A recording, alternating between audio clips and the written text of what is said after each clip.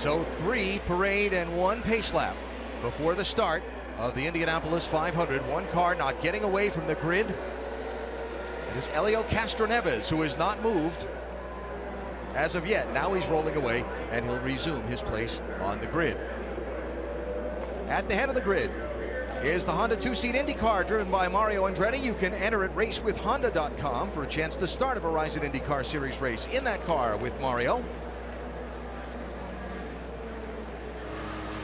And look who's aboard with Mario today. 6-time Grammy Award winner, Lady Gaga.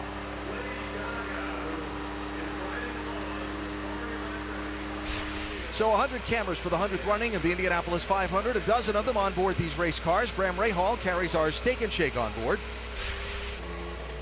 Here's former winner Tony Kanaan with the NTDTT data on board. Last year's winner Juan Pablo Montoya with the Verizon on board. Marco Andretti has our Mutual of Omaha camera today. Rick? Well, 50 years ago today, the headline in the Indianapolis Star read, "Can they catch Andretti?" Talking, of course, about Mario. Well, today, it's his grandson, Marco, who's going for that victory. And think about this. Marco has led more laps here at this track than any other active driver who doesn't have a win. And he's hoping that late in this race today, once again, they can be asking that question, can they catch Andretti? All right, Rick, Scott Dixon has our Firestone on board. And if you look where Dixon is in the starting field, here's a group that you can watch to come toward the front. If Dixon, Kanaan, and Montoya work together, expect this group of winners to get to the front really quickly. And I'm watching J.R. Hildebrand. Remember, he had this race won in 2011 before he hit the turn 4 wall, and he told me he has a car to win today. Just saw A.J. Foyt. Takuma Sato drives one of the A.J. Foyt racing entries today. He's got our Honda on board. And as you look at our Firestone track facts for the day, Sato and the other drivers will have to negotiate these 4 corners, 200 laps around to get to the 500-mile distance. And those weather conditions can make their cars' handling very tricky to follow through the day. Jan? Yes, they can. And that last line, track temperature 112, that's what the teams today will be watching very carefully. Why?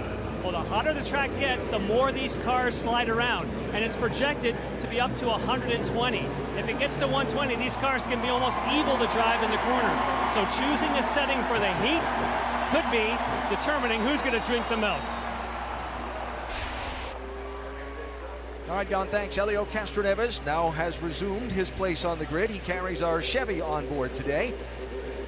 Trying to join that club of 4-time winners. Well, he is so fast, and he's obviously a fan favorite. He said that his car has struggled in qualifying speed, thinks he has a great race car today. We'll watch and see. His teammate Simon Pagenaud has our Chevy on board, going for a 4th consecutive win in the Verizon IndyCar Series. And remember, he was one of the fastest cars last year, the tail end of the race, before he made a mistake and clipped the car in front of him and broke the wing, so he had to go back to the pack and come back and finish up in 10th. Will Power carries a Verizon on board, one of 4 Team Penske entries in this field. Last year's runner-up.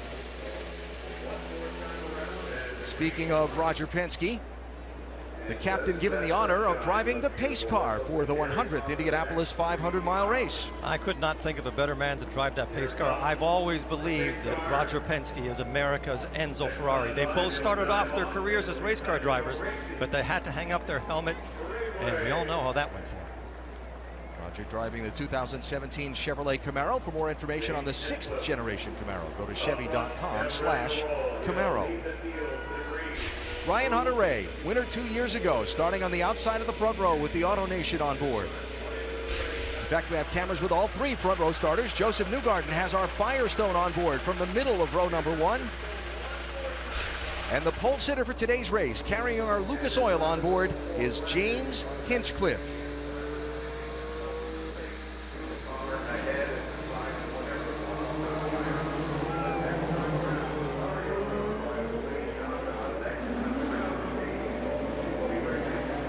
Folks, it's important to remember that it was just over a year ago that James Hinchcliffe could, and quite honestly maybe should, have lost his life from injuries suffered in a practice crash here at Indianapolis.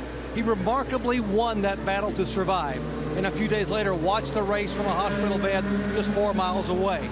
Today he is back, again trying to beat the odds as he attempts to win the greatest race on earth.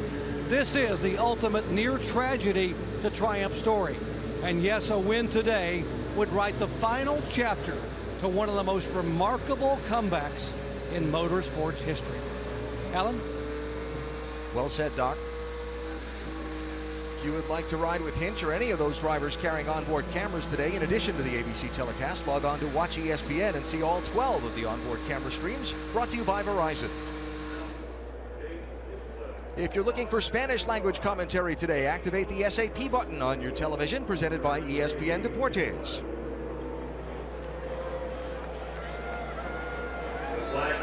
So the crowd, the people, the terrifying turn one, a driver's thoughts at this moment.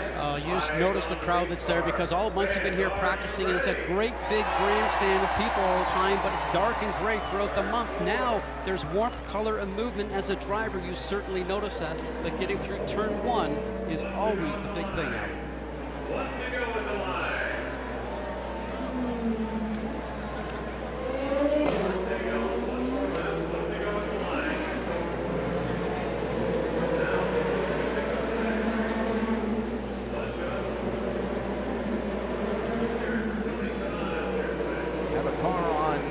Rick. This Buddy Lazier, he was complaining at the very beginning he's got a stuck throttle. They're trying to figure out if they can get it fixed, but right now, as you can see, he may miss the start of this race. 1996 winner on pit road as the field has gotten the 1-to-go signal. They begin to form up the 11 rows of 3. A sold-out Indianapolis Motor Speedway. They stopped selling tickets even to the infield. So many people wanted to be here to witness the 100th Indianapolis 500. They're coming to the start. We hope you enjoy.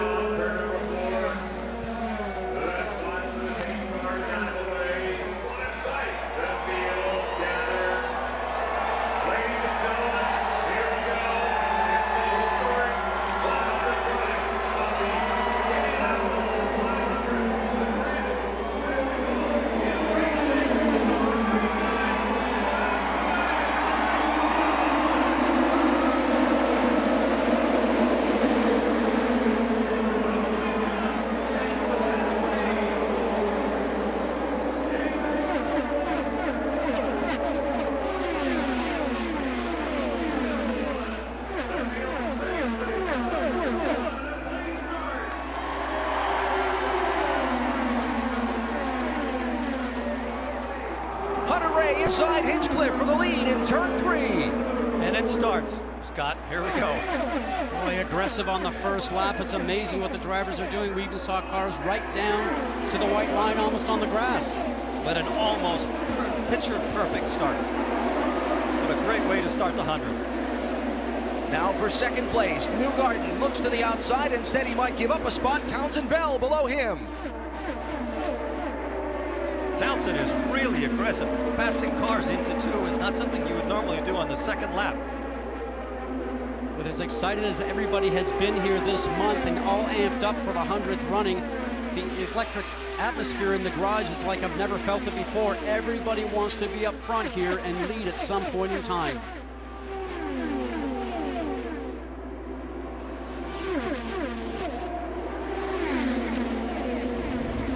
Alex Tagliani had a close call a minute ago, 35. Oh, just touching the car in front, and the 35 car of Tagliani.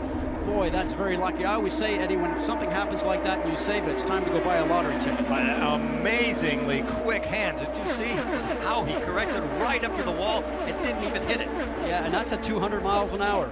So Hinch drafted back by Hunter Ray for the lead. So James Hinchcliffe back out in front. I expect to see a lot of that. It's going to be very difficult to hold the lead today. These cars are all so close. Not only are they close, but the aerodynamic draft, and back to those hot weather conditions John was talking about, the amount of downforce as Hunter Ray looks back for the lead that they're having to run makes holding the lead difficult. and it's going to make decisions for these drivers late in the race on where to position yourself really tricky. Absolutely. What's happening is, as you said, with more downforce, they punch a bigger hole in the air. So when you're behind a car like that, you feel like you have 20, 30 horsepower more than the car in front of you. You can see how he closes the gap here.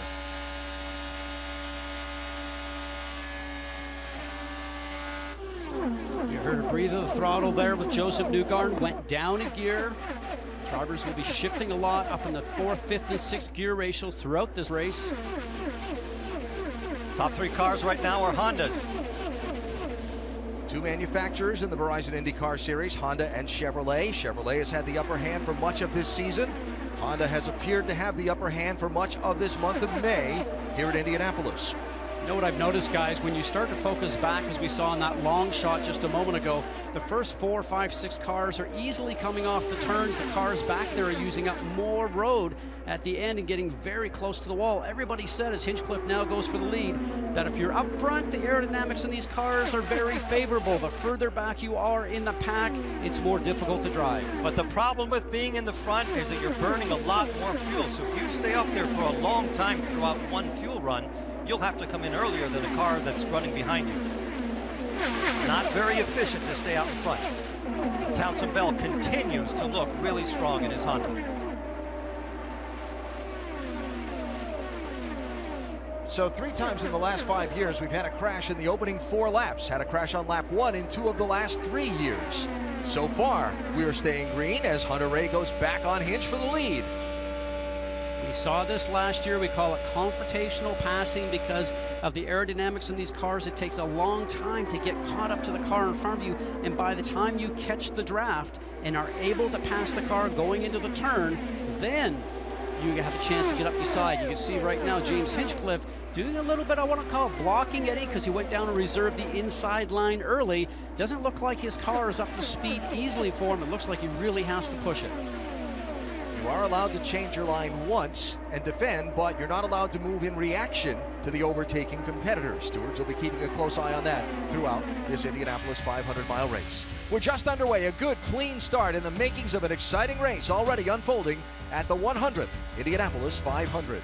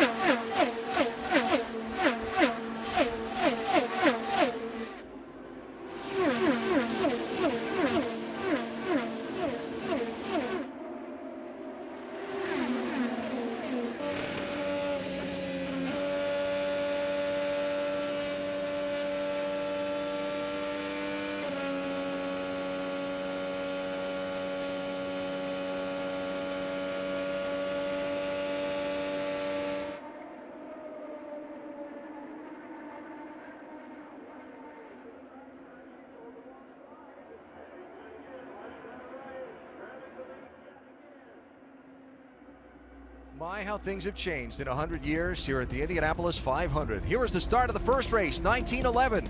Notice the riding mechanics and the cloud of dust. Now today's rockets of race cars speeding off into turn one. Makes me try to imagine what is it going to be like 100 years from now. Good luck with that. Because if you asked people 100 years ago, could they be driving 200 miles an hour in Indianapolis 100 years from now, they'd have said, no way. And it took a lot less than that, right? That was my point. Yeah. So as you saw in our ABC side-by-side coverage, two drivers, Hinchcliffe and Hunter-Reay, swapping the lead back and forth between them now 9 times on the day. Let's talk about drivers moving forward and some who appear to be struggling in the early going. Jan? Yes, you can see he started 18th is Tony Kanaan, now charging up behind Mikhail Aloshin. Kanaan is running a little more downforce than some of the others. His team is predicting that number we spoke about, track temperature, is now 114. They're expecting if it gets to 120, they will have a car with more downforce that'll work. The Hondas that are leading up front, I think, might be in trouble when it gets hotter, but Tony Kanaan definitely on the move and likes that extra downforce. I suspect that Kanaan is going to be extra careful getting by Mikhail Aloshin because he doesn't have that much experience here at Indy, but he's been phenomenally quick.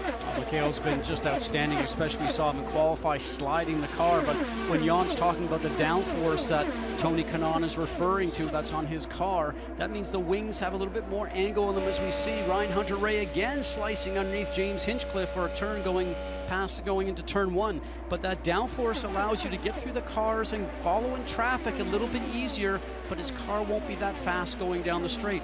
Watch for them to make some changes in pit stops to sort of lighten up the downforce load. They're playing really nice, and by doing that, they're helping each other. As you can tell, Townsend Bell has not really managed to get that close, so it's been an exchange between these two. So we talked about Kanaan moving forward since the start, dropping some positions since the start. Guy who contended for the win last year and the winner of the last 3 consecutive races in the Verizon IndyCar Series, Simon Pagenaud. Rick?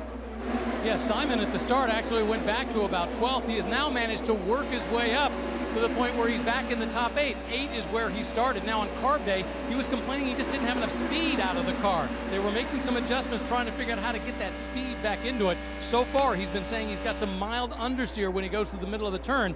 But as you can see, it's starting to come to him, and he's now starting to slice back up through the pack, getting back to his starting position. You know, Alan, when we're talking about the understeer that we're having, and watch his steering wheel, he's actually moving it a little bit more than you want. His right hand's probably a little bit higher. He's going to turn around now and start to get a bit of a draft on Tony Kanaan on the inside. So he's now on the preferred line, moving into the turn, but never count Tony out. Tony early in the race smartly backs off and lets Simon go. But Simon has the ability to make some changes on his car inside the cockpit. He can change what they call the weight jacker and also the anti-roll bars. He will tune his car. That's maybe why he's moving up forward, but watch for them to make some changes during pit stops to improve the handling. What's really important about what we just saw, Tony was on a tear from the back of the field where he qualified, and I don't think he expected somebody to come by him as easily as Simon Pagenaud did. So as Hinchcliffe runs up on Hunter-Reay in the draft, this came over Hunter-Reay's radio a lap ago. Call you if you're leading. Let's go to wheel 4. Wheel 4. Now we don't want to fall back to third though. Seems like third's kind of stuck right now. At 10-4, I like what you're doing with Hinch. I'm not bothered by that. But if he's not going to pass you anymore, wheel 4. So the wheel 4, they have various settings on the steering wheel of the car. The steering wheels of these things are definitely something out of the space age. 12 buttons on the steering wheel, including the panel levers to shift the car up and down without using a clutch. It's all automatic. Those weight jackers that Scott was talking about to move some of the roll center of the car. A drink bottle button, a button to put it into neutral, a button to put it into reverse if you need, and then the fuel mapping buttons. And that's exactly what he was referring to. Position number 4, so probably turning it to 4, running a little bit less fuel, try to make some fuel mileage. Hopefully he gets to stay out one more lap. But what they're trying to do is just try to understand their fuel mileage right now as they're running up front and drafting. Doc, you have more? Scotty, you're absolutely right. Ray Goslin, who you heard on the radio a moment ago talking to Ryan Hunter-Reay, said if we go to that fuel, we can save a lap and a half, maybe 2 laps. Remember, the parade laps and the pace lap bring their mileage down to a pit stop around lap 26 or 27.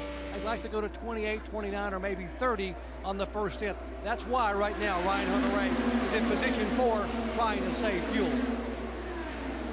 So Hunter-Reay, Doc, running second behind James Hinchcliffe. They're the only 2 drivers that have led. They've traded the lead 12 times already in these opening 20 laps. Just underway in the Indianapolis 500-mile race. We've just completed 50 of the 500 miles. Our ABC side-by-side coverage will keep you up on all the action.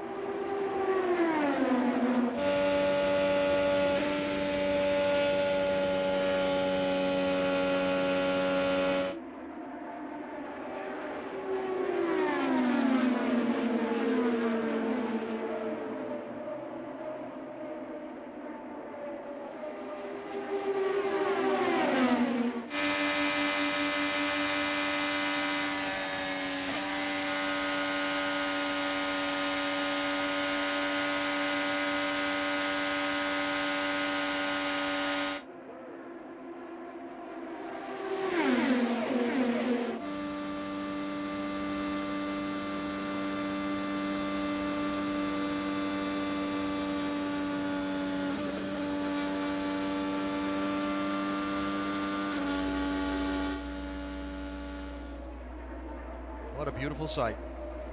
The Indianapolis Motor Speedway absolutely full on Memorial Day Sunday. Aerial coverage brought to you by DirecTV. If you call yourself a sports fan, you gotta get DirecTV. Saying better than 350,000 people expected today. I don't see any empty seats or any empty places in that infield, except on the fairways of the golf course.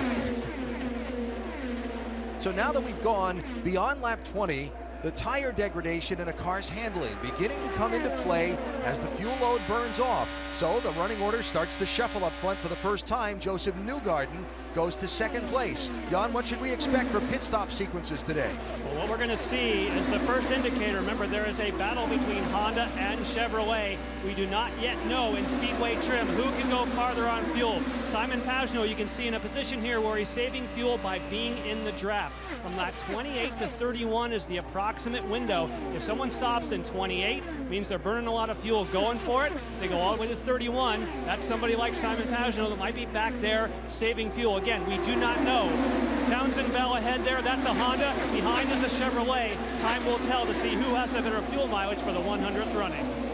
Now, saving fuel is not just about the mapping that you have on your steering wheel. What you have to do is you have to time when you come off the throttle at the right place, Scott, so that you can coast and let that car in front of you drag you along, because they're punching such a big hole in the air. And that is not an easy thing to do when you're maybe 6-7 feet behind a car. I've always said this is so tough to drive at this racetrack because you're multitasking. You're going into turn one at 230 miles an hour. You're trying to get down to what they call the apex, say a foot square patch on the track that you're trying to get that left front wheel to go to, because that's where it needs to be for you to be able to get through the turn very quickly, as we see these guys doing this right now. They're also looking up ahead of you and maybe dealing with the car that's in front of you, the dirty air, that car that produces that dirty air in front of you, and also you're watching your mirrors and listening to the spotters, those the teammates that are actually up on the top of the grandstands, letting you know exactly where the car is behind you. So a lot of work inside that cockpit. Now we're hearing on the radio with someone that pit this time. It'll be interesting to see maybe even if it's James, because it looked like his car was struggling there for a little while. It'll be the leader, Hunter Ray, and Hinchcliffe. And they were the two cars that led the most laps. 60 miles an hour from, 200 miles an hour onto the pit lane. And they come down toward Dr. Jerry Punch. Being very deliberate and very careful. There will not be any changes on the Ryan Hunter Ray car. They were a little concerned about fuel after leading. He burned more fuel. That's why they're pitting a little bit early. Further up pit road, pole sitter James Hinchcliffe. They will make a small air pressure change in the rear because he was developing an understeer. Hunter Ray is away. Hinchcliffe still sitting there, waiting, trying to get the left sides on. Fuel. Oh, a lengthy pit stop for James Hinchcliffe, first time on pit road. We didn't see the beginning part of that pit stop, but I believe there might have been a problem getting that fuel probe plugged into the side of the car to start the fuel. Wow. That's going to cost him a lot of track time. It's about 4 seconds long, and at these speeds, it's almost a straightaway. Here's Kanaan. And Tony Kanaan has been complaining also of understeer, so watch the front of the car. They've changed the tire pressures. They're going to go and they're going to add some front wing, and they go for a half. That's not a lot. 9.1 actually. Good stop for Kanaan. This should help his handling. He was a rocket at first, but then it started to not turn. If I remember correctly, Kanaan had a lot of understeer last year, Scott, didn't he? And he kept putting, every pit stop, he put a little bit more front wing in. It's always healthier to have the front of the car giving up, not the back. Newgarden and Pagenaud in. Rick? Well, in fact, as Pagenaud brings the car down, they've decided not to make any changes. Remember, they were concerned about understeer at one point, but apparently it kind of came back to the car. So as a result, they've said no changes. Kyle Moyer's crew chief on the radio just a few moments ago said everything's going great. Stay with it. Let's see how long it's going to take to fuel it up. They make it in about 9 seconds, and he's back out. There goes Townsend Bell. Carlos Munoz has taken over the race lead. Runner-up a few years ago, and who's had a very strong car throughout the month of practice. There's Castroneves headed back out onto the racetrack. Now, this is a very tricky time as a driver, and you especially with Castroneves, he understands it. Eddie, as you said, he's got experience here. When you come out of the pit lane, the tire pressures need to build for a couple of laps as we watch the 12 of Will Power coming in. Rick? A little bit earlier today, he was complaining about a vibration in the car. In fact, at one point he was up to 5th in the running and then slowly started to fall back. So the concern is it just a tire? They're hoping so. Jan? And Scott Dixon just underway. Interestingly, he is a teammate to Tony Kanaan. His car was loose. So his teammate had push, his car was loose, meaning the back of the car was trying to step out. They've made a change for Scott Dixon. Now we'll see if he goes forward. Alexander Rossi also in, and Carlos Munoz has come on and off pit road. There's Sage Karam. Rick? Well, Sage Karam has been a great story so far. Remember, he started 23rd. He was running up as high as 17th. At one point, they told him he was the fastest car on the track. Jan? Juan Pablo Montoya is going to get his service now. He is somebody who is actually running light on downforce. And in fact, no, they add some more in. So anytime you add front wing, it would mean that at a 10.2 second stop, that's not a lightning stop for the Penske team. But again, trying to dial in the car. And that's what happened when he won the race last year. Every single stop, they added downforce. This time it was at the front for Montoya. So that cycle of stops complete, and Ryan Hunter-Reay goes back to the lead. But instead of having James Hinchcliffe tucked right up under the rear wing, it's over 2 seconds back to Simon Pagenaud in second place. There's Hunter-Reay, and then the three-car trio of Pagenaud, Newgarden, and Townsend Bell in second, third, and fourth. We'll see how many laps it takes Pagenaud to catch Hunter-Reay, because when you're out there by yourself, you're a little bit of a sitting duck. So what happened on James Hinchcliffe's pit stop? Well, as you watch, guys, we're going to watch for the fueler to connect the fuel probe going into the car. Now you can see the fueler right there. Seems like all is fine, but it's just a long time for the fuel to get in. So do they have a problem with the tank? The fuel flow wasn't happening quick enough. We'll have to see if the team notices something with that and corrects that problem. But he can't have pit stops like that all day long. You will not win the race in that length of time. He's 5.4 seconds behind leader Ryan Hunter-Reay after 33 of 200 laps. Hunter-Reay, the winner from 2 years ago. The early leader, along with Hinch, of this 100th Indianapolis 500-mile race. We're back to the Brickyard after this from your ABC station.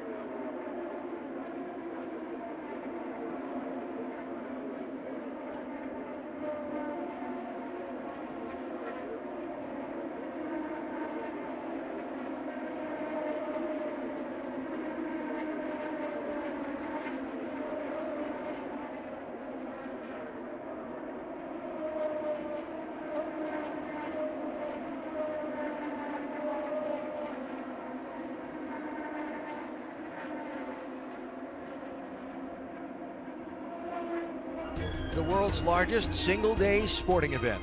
The folks in the Snake Pit having a good time. And why not? Here are the numbers that makes the Indianapolis 500 the world's largest single-day sporting event. Amazing, 350,000 people. And all of those venues fit well inside this speedway, and a good chunk of the golf course from Scottsdale would fit inside here too. So Ryan Hunter-Reay leads.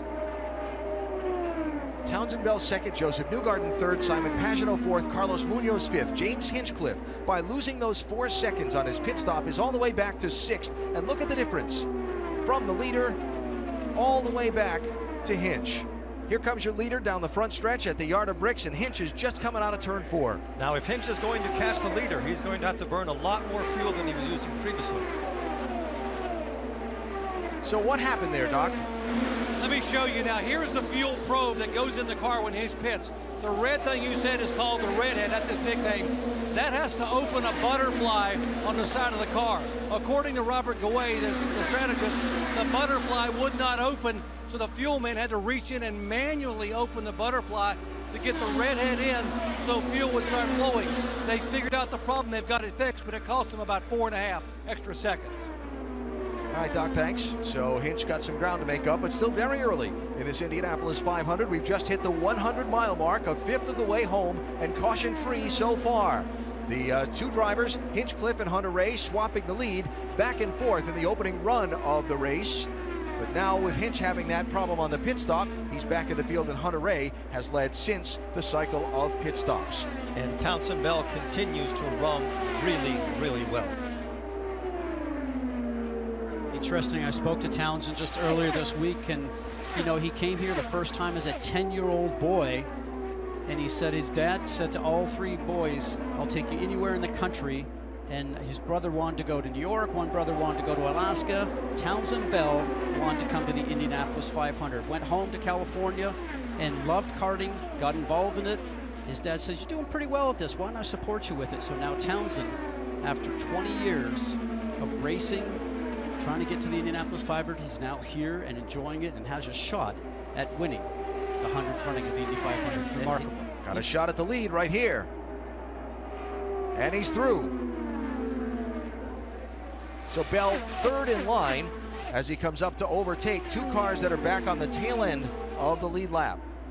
So Townsend Bell, who spends most of his racing season in one of two jobs, driving a Ferrari sports car on the World Sports Car Circuit and in the television booth on the Verizon IndyCar Series for our colleagues over at NBCSN. I asked him the other day, can you win? He only runs the Indy 500 as an IndyCar race once a year. I said, can you win? He looked me right in the eye and said, yes. By the way he's driving right now, he plans to win. I was there when he won the GT class Daytona 24 hours, and it was a masterful job. It came down to the last 3 corners. This is a man that just loves racing, and he has an affinity for this place. I mean, he comes here, like you said, once a year, gets rid of his business jacket, puts his overalls on, and within 3 laps, he's flat around here. Look what he's doing now. Dispatching traffic right now, and he heads over to Le Mans after the Indy 500 here. Doc, you have more? Yeah, I spoke with Townsend prior to climbing in the car. He told me this morning the advantages of running once a year, I can sit and study everybody, their habits, their strengths, their weaknesses, and how they drive ovals. The disadvantages is my crew today is a pieced-together crew that doesn't normally work. He said there are some R&D guys, some guys that came over from the Formula E team from Berlin, some contract guys. I've never worked with an engineer, and my 2 spotters today, we have never talked until I got to Indianapolis, so I've got some odds to overcome to win at Indy.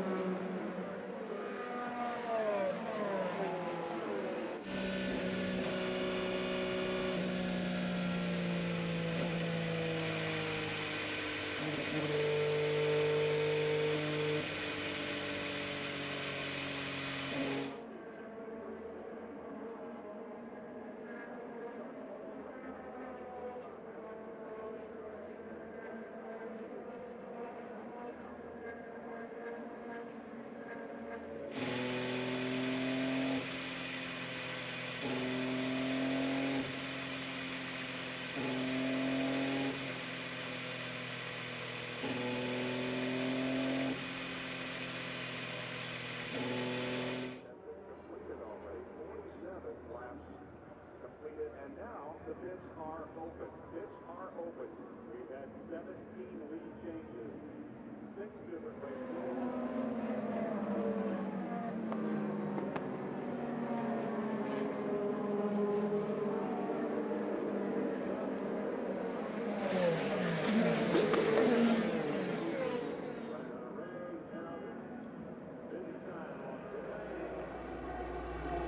Caution out for debris at the exit of turn 2. Everybody coming down pit road. Doc? And we'll get them all three together. Townsend Bell, the added front wing on the previous stop. He has called and said no changes on this stop for the 29 car. Right in front of him, the 2014 winner, Ryan Hunter-Reay. They have also said no changes, whereas further up pit road, James Hinchcliffe, half a turn of wing because the car is really, really loose. And there's the battle. Hunter-Reay will win the battle on pit road. Yes, he will. We check our Honda race-off pit road. We just heard the story from Doc about Townsend Bell and his pit crew by being that Indy-only effort with the Andretti team, not having a lot of experience working together, those crew members. They give up the lead there and fall to third. I hit the wall.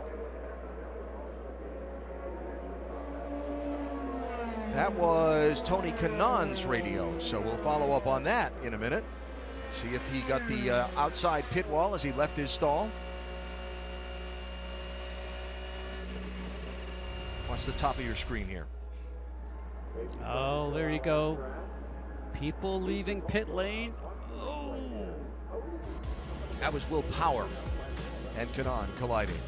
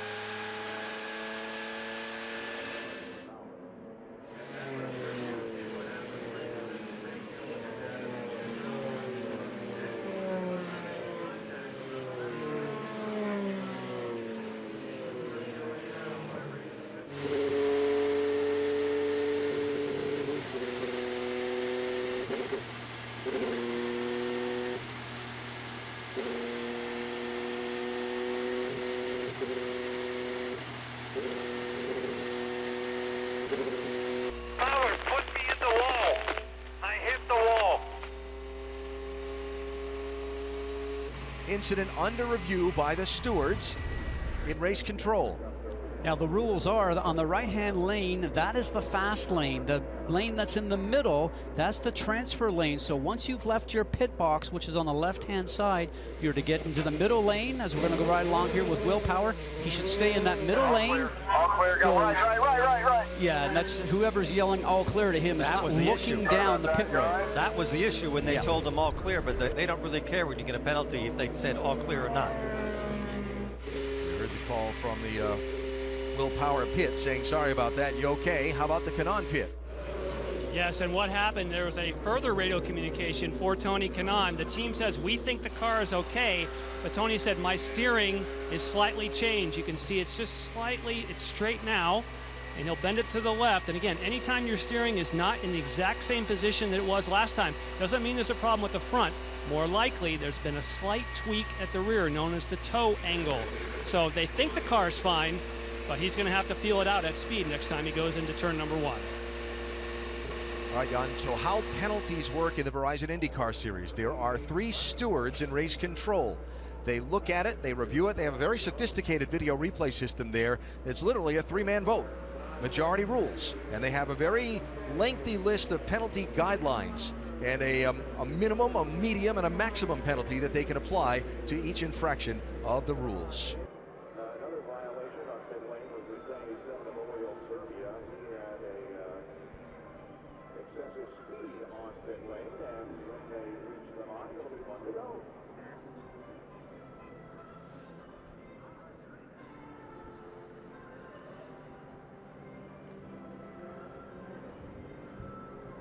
And Paul Blevins, the black man up in the black stand, says it's 1 to go in the line. And here's Willpower diving on pit lane, and looking at it.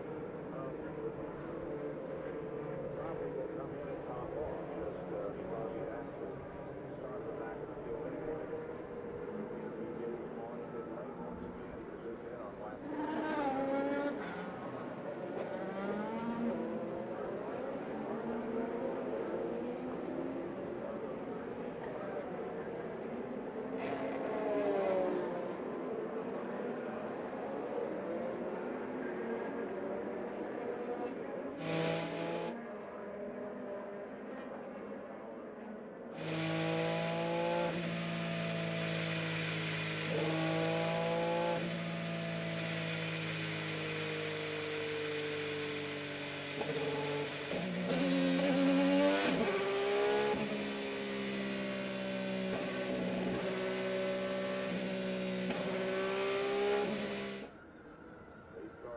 Drive away.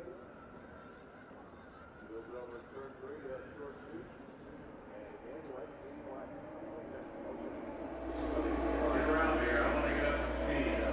Back in Indianapolis as the field accelerates off turn 4 to the green flag for a restart. Green. Townsend Bell takes the outside on the restart. He's outside of Pagano, 3 wide into turn 1.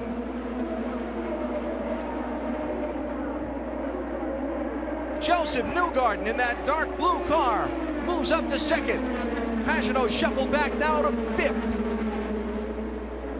Almost reminds me of a karting move, and Joseph came up through the karting ranks here just locally in Indiana.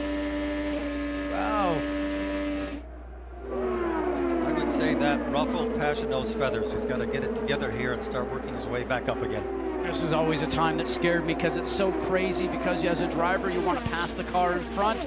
It's a great opportunity to do that, but you have to keep eyeful of your mirror because everybody's coming up from behind you. Here comes Townsend Bell through to second.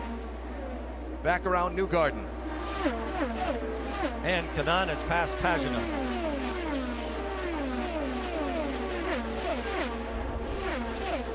We just saw that collision in pit lane between Tony Kanaan and Willpower, and as a driver I was always worried that maybe it did a little bit of damage to the suspension even on a light bump like that, but you're driving around here over 220 miles an hour and 3 to 4 G's in the turns so early in this race. You're a little bit worried whether or not it might have some fatigue and break later on in the race. And Pagano just got passed by his teammate Castroneves. Here's Townsend Bell back to the lead. penalties issued as a result of that contact on the pit lane between Will Power and Tony Kanaan. Power for unsafe release, sent to the back of the field. He was in 9th place. He restarted 31st. Also, Oriol Servia penalized for an unsafe release on his pit stop. He went from 19th place back to 30th. Power stopped and topped off the fuel, also made an adjustment on his car. Penske fans will immediately recall that Juan Pablo Montoya had a problem early in last year's race that sent him back to 32nd, and he wound up in victory lane. Well, actually, I think that's a very good move because I'm sure Penske knew that they were going to get a penalty, so he brought him in at the very last opportunity during that last yellow to get a fuel top up. He was going to go to the back now, so he's back there. I think it was a smart move. One other penalty, Buddy Lazier, who was already many laps down because of the problem with the throttle on the pace laps. He just got penalized for a pit exit violation. Here's Hinch trying to pick his way back to the front. Up to second.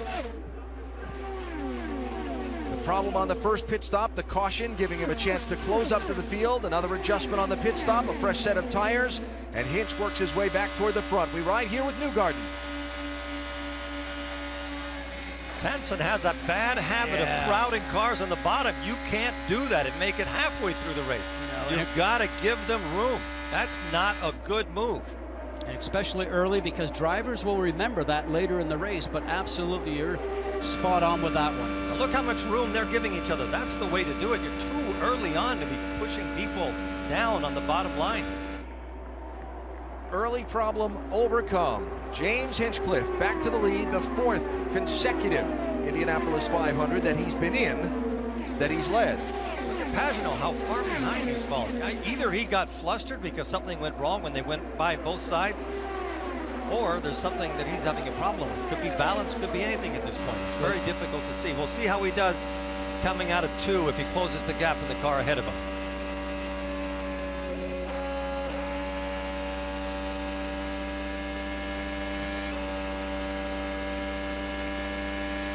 Lift and change of gears coming out of the corner can't be a good sign, Rick. Actually, I was just talking with his crew chief, his strategist, Kyle Moyer, and he says there are no problems with the car right now. Now, you'll remember during his first stint, he actually didn't run as well at the beginning. He began to make it up at the end. So I'm beginning to think it's possible that he's got one of those cars that runs better at the end of the stint. But once again, talking with the team, they said there's no actual problem with the car, at least not that Simon has reported. Yeah, good point. Look at this. 3 abreast. 41 Hawksworth, 77 Servia. Oh, that is so tight and so dangerous to go high up in 1. So Oriol Servia in that white car trying to make up some of the ground he lost with the unsafe release penalty on pit road a minute ago. And that's for 23rd and 24th position, guys. It's as much of a battle back in the pack as it is the front. Drivers are driving just as hard, sometimes a little harder because their car's not working as well as, say, the cars that are running up front. So, Eddie, you and I have had this before where you feel like you're exhausted at the end of the race and you could have actually driven harder than you've ever driven before, and you've ended up finishing 18th. Here's Will Power trying to make up some of the lost ground from his penalty. Gets around Ed Carpenter, having a struggling day. Carpenter is two-time pole winner here for the 500 in that green and gold 20 car.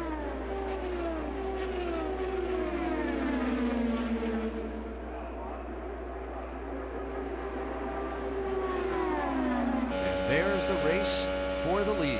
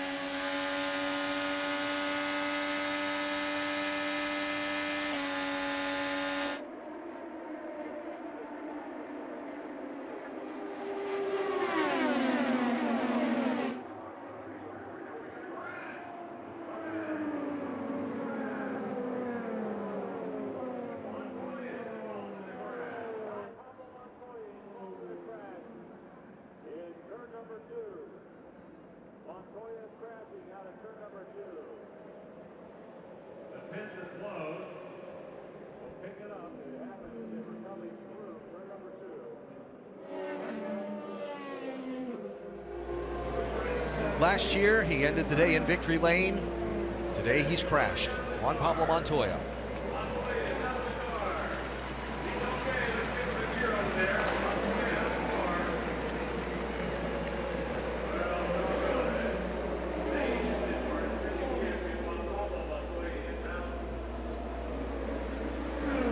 All right, let's see what happened to the two-time winner Montoya that got him in trouble off of turn number 2.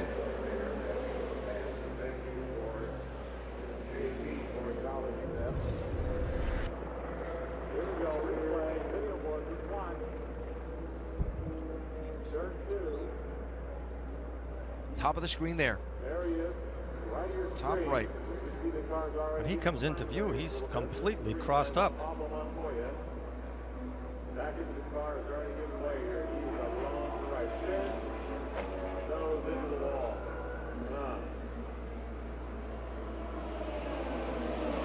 Look at everybody after him take to that safety apron that's paved over there. Caught that wall just past the end of the safer barrier, too. And he's lucky. All the cars behind are lucky there was asphalt there and not grass.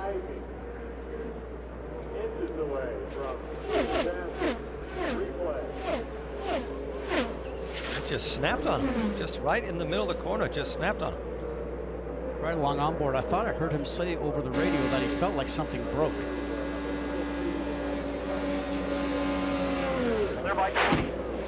He didn't stand a chance. Turn 2, exit. Back.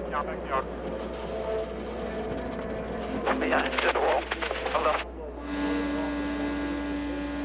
It could break your wrist or your thumb when that wheel violently snaps around. He made a small correction, Scott, very small. Then he just could not get enough steering wheel in. Yeah, and I'm wondering if that's back end of the car was coming around, Eddie, as you mentioned there. That's called a loose condition, where the back end wants to come around on you. And it looks like he was trying to deal with it, and maybe it just came around on him. When it comes around on you like that, as you know, sometimes you think something broke, but that was probably an imbalanced race car. Well, last time somebody won the 500 back-to-back was in 2001 and 2002. Won't happen this year. And by the way, there's no, as you said, Alan, there's no safer barrier there. If you're going to crash, you're better off coming out of the turn than you are going into the turn. For instance, turn 1 or turn 3, where you're at high velocity speed, up to like 228 or 30 miles an hour. Absolutely. Look at that. That's about. And here come the leaders. Look at this log jam. Where the pit crew has to shine.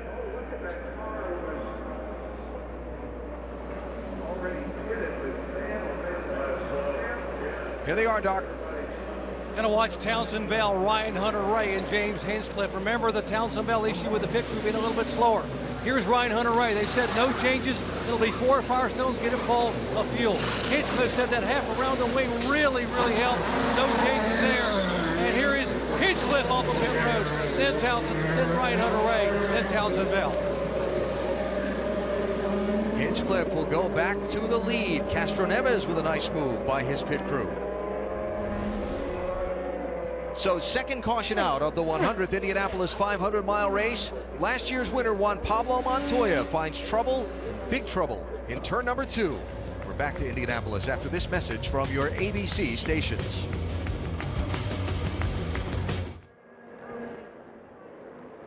When they come down across the line, we'll give you the rundown order. It's not real possible at that time to big time until they get across the line and record their lap. But this will be lap number 67 completed. Already 67 laps into the 200 lapper.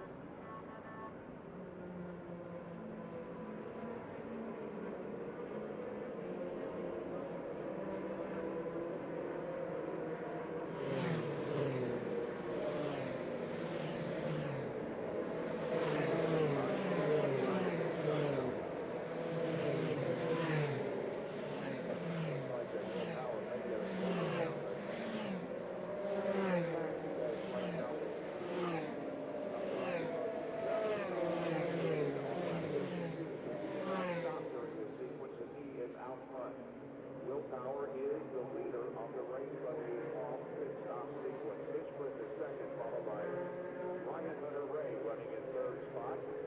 In fourth at the moment is Elio Castro-Neves, followed by Towson Bell. Joseph Newgarden is sixth.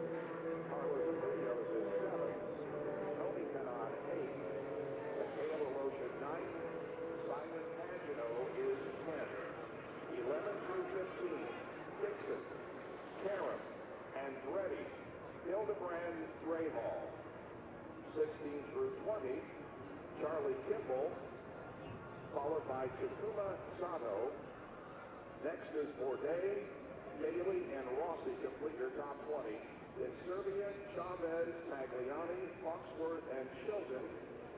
26th is Ticket, then Brabham, Wilson, Pan, Clausen, and Carpenter.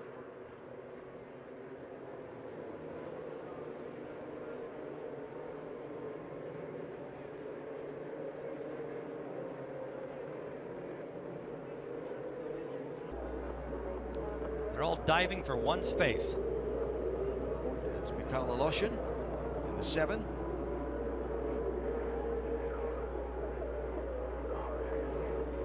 If you're the stewards, do you vote to penalize or not? That's a really tough one. So which way do you go? I think you have to draw the line and just say they have to be careful because this race will be lost from one in the pits.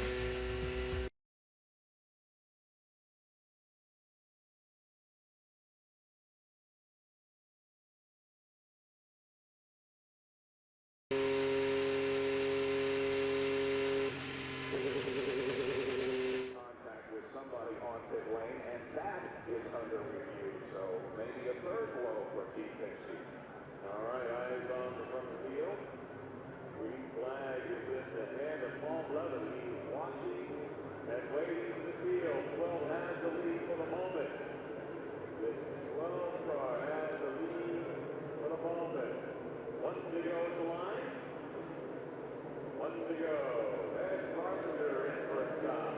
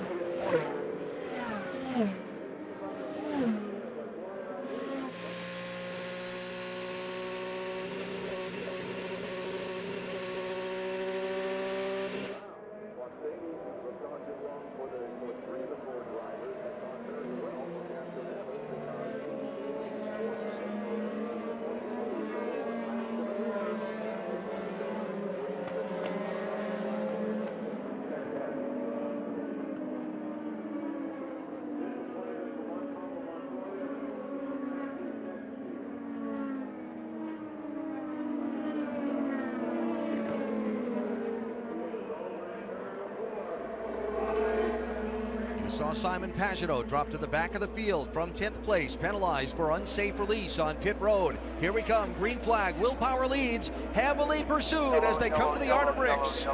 And they waved off the start.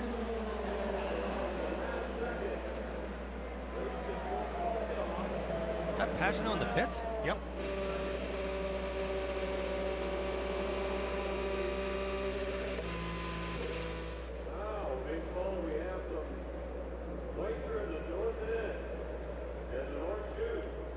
So sure that Pagino wasn't going to try and take a fuel stop here. Once it went green, he was probably trying to duck in and get some fuel. He's going to take a case of it now anyways.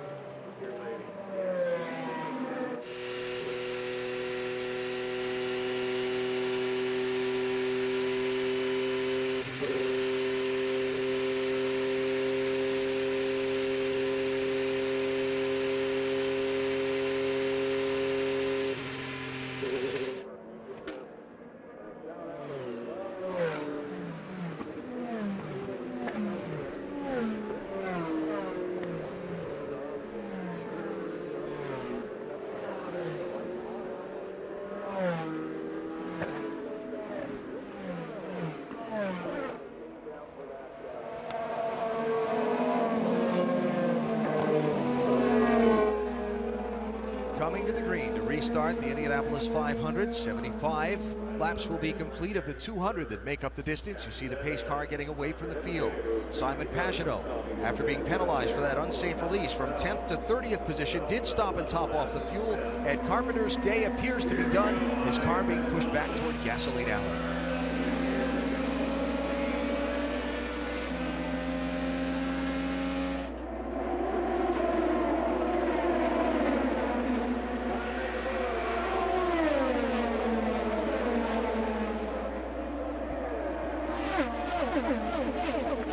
There was nothing power could do to stop Hinchcliffe.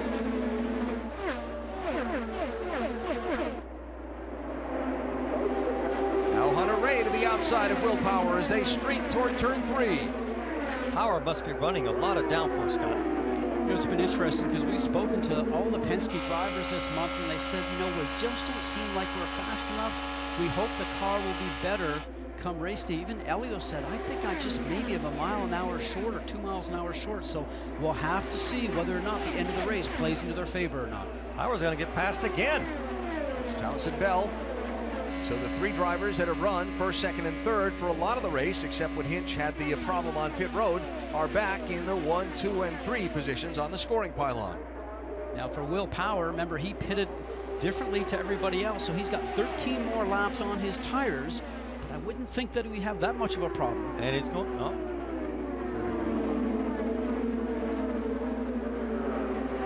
Newgarden around Power. Castroneves next up on the back. There's Aloshin looking to the inside of Carlos Munoz. Lost some momentum. They're going to feast on him down the front stretch. Challenge for the lead here, Hunter Ray. It's almost as if these two have made a pact right from the beginning. They've been helping each other, gaining speed all the time. When one passes, the other one just says, okay, I'll lift a little bit, because they know they can work together. I guarantee you, if they keep doing that to lap 195, that will end. Our first glimpse of Graham Rahal in this race. Red 15 car there. Started way back in the field. In 26th place, he's worked his way up to 13th. When I spoke to him the other day, he said, I think I have a good race car. It's always, Eddie, as you know, as a driver, when you say, I think, that means you're going to bed the night before, hoping and praying that when you show up on race morning, it's magically helped itself. As if you think if you say it often enough, it'll be this, it'll be thus. Man, these cars are so close. Who's really, really running a good line and very aggressive is Newgarden. Joseph Newgarden, 4th in line there. Started in the center of the front row, the 25-year-old from the Nashville area. It is 5th 500. Said he wasn't worried about the first lap starting in the middle. He was worried about all the laps after that and staying up front. And you can see what a struggle it's been at times to keep up with Hunter Ray and Hinchcliffe and Bell. You're absolutely right, but what I really like about Joseph Newgarden is that he is a closer. Every time he has a chance to win a race and have a good result, he always pulls it off. How about that for a late minute pass from Castroneves? Yellow car there, top of the screen. What a beautiful shot. Just shows how big this speedway is. And that straightaways are 5/8 of a mile long, so you're getting along there pretty quickly. And here goes Castroneves again. There we go. We've got a racy Penske. Dispatching his teammate Will Power backwards, but look at Elio. He's got speed in the middle of the turn, guys. They have changed that car from the beginning of the race. It looks like he's got something now that he can drive to the front. Let's listen to the throttle, see how he does in the throttle. His car is stuck. He did not lose any distance going in to 1, and he's going to be all over him turning into 3. And you know that feeling, Eddie, that when the car works well, you carry speed down to the center of the turn to the apex, you carry speed out, and here he goes again around Joseph Newgarden. This is the only man in the field that can win Indy 4 times. Join the club. And he is on a tear right now. In 19 laps or in 18 laps will be at the halfway mark. This is a really good time to be picking up your pace. Here comes Castroneves getting a toe off Newgarden. Here's Castroneves on Newgarden. Oh, look at Pagenaud. Almost runs to the back of that car. That's the same place last year, Scott, where he broke his front wing, isn't it, on the back straight? It's amazing that you have to get so close to the cars in front. The drivers are saying this year to be able to maneuver the car past. And look at Elio. Looks like somebody just gave him a big boost of power. But the reason he did that was 2 laps before Townsend Bell shut the door on him. And I think he had a little bit of Brazilian anger that he carried through. So Castroneves up to 3rd place in that bright yellow 3 car. He started in 9th. Winner in 2001, 2002, 2009. It is 16th 500 at the age of 40. Townsend Bell has a really good car. He hasn't dropped back at all. He might even have a shot at passing Castroneves back, turning into 1. Picked up that draft last time and picked there up he that goes. top lap. Now Bell with a peak. Now, Elio was already, see that little wiggle right there from Townsend Bell. It got a little bit dirty air. Elio made a little statement there, just dragged him down the bottom. Said, I'll let you have a little bit of a look, guy, but you're not going through.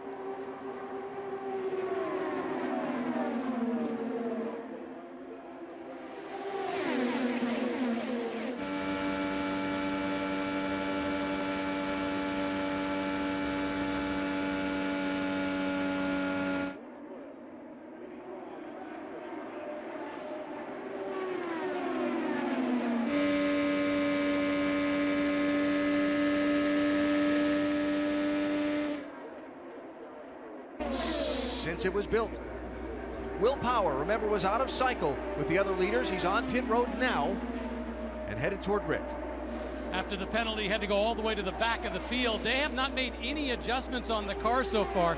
The last time he was in, they did check the front wing to make sure when there was contact on pit lane, they had a front wing ready to go, but chose not to put it on. They've made no changes. They talked about doing a wing adjustment, but decided against it. Full load of fuel. He's out in 8.8 seconds.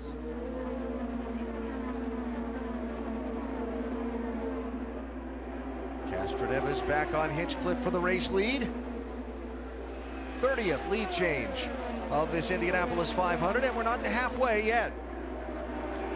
Only thing that changed here is Hinchcliffe has changed his dancing partner. Got rid of Hunter Ray, and he's dancing with Castroneves. There you see Power blending in, just losing a lap on that pit stop. Our aerial coverage today brought to you by DirecTV. If you call yourself a sports fan, you gotta get DirecTV. Beautiful day, 83 degrees, though you see some clouds beginning to build around the speedway. Will there be a rain shower that might alter the picture as they're 3 wide here? It's Sage Karam on the outside. Townsend Bell down low to turn 1. That is close. Karam is in trouble. Hard crash. I just started to say bail out of it. It's not worth it at this point in the race. He had worked his way up to 6th place.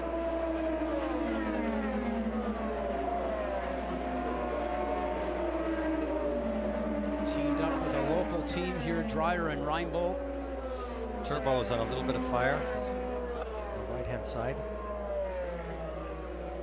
Team that he had good success with here a couple of years ago. Remember, Sage had a association with Ganassi Racing last year, and they chose not to renew it, but he's back in the IndyCar, also going to go off and drive in the Endurance Series for the new Lexus program that's now just coming out.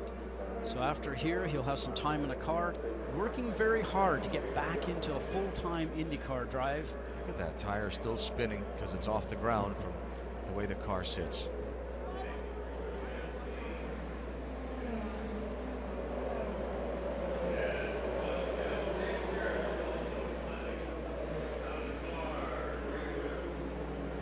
It's a very, very hard crash there for the 21-year-old from Nazareth, Pennsylvania. In his 3rd Indianapolis 500, just like he did with this team 2 years ago, from the back to the front, but this one has ended shy of halfway. Okay, what we're going to look for, guys, here is for Sage Karam. Now, there's 2 cars next to each other, but watch up the top here. The car on the lower side, that is Townsend Bell. Not enough room there. Townsend's right down to the white line, but Sage really should have bailed out of that, because this is not the last lap or the last 10 laps of the race. It really was a no-win situation to try to carry speed around the outside of the track there, but the driver with more experience probably would have realized that and taken his foot off of it and just let Townsend go. But he was on a tear. He was doing really, look at that. There's no way for Townsend Bell to go anywhere. He was going so well. All he had to do, like you said, just bail out of that pass, filter back in, and he probably would have passed him within a lap and a half. Let's remember how far back he started, and he had worked his way all the way up to 6th place. He really needed a finish today, Scott. Look at that impact. It's great driving, though, to let the car land on the soft barrier as he did. You never want to go in nose first. It's always better if you can spread that energy on the whole side of the right-hand, the whole right-hand side. How happy he was to be in the 500, how he anticipated it very much.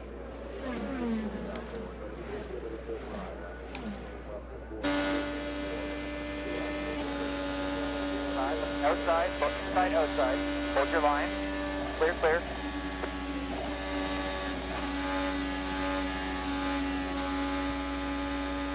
Go low, go low, go low, go low. Yellow flag, yellow flag, yellow flag.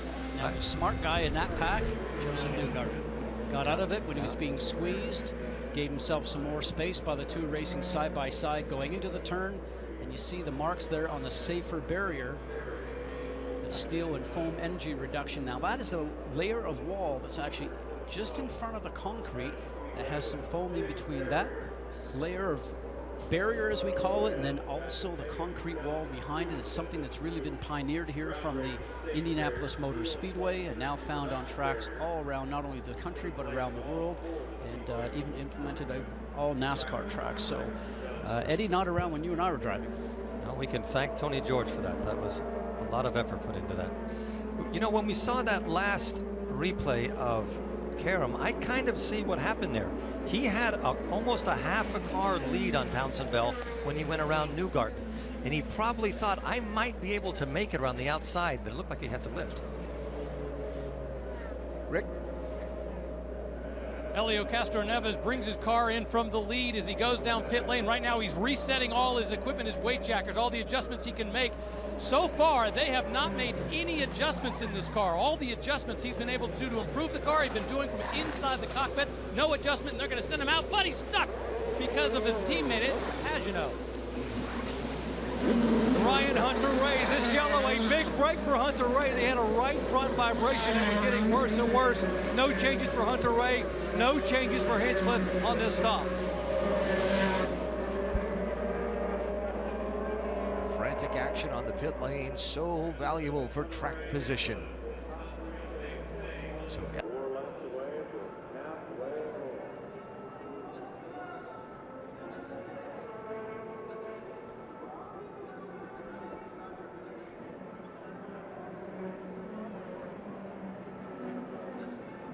Juan Pablo Montoya out of the race. Let's go here for Juan Pablo Montoya.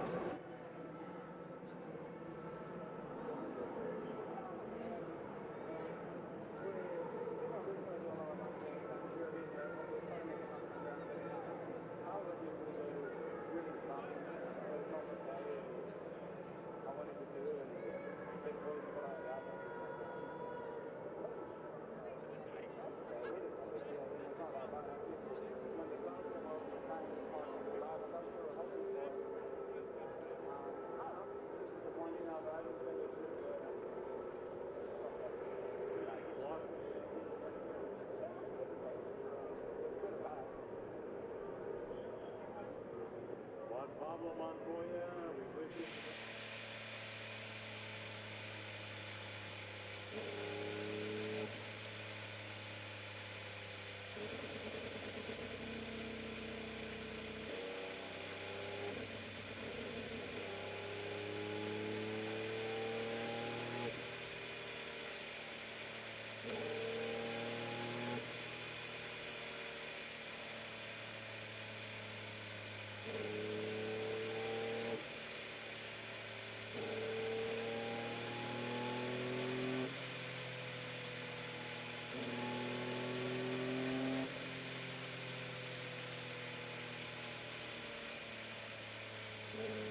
Causing a big hand.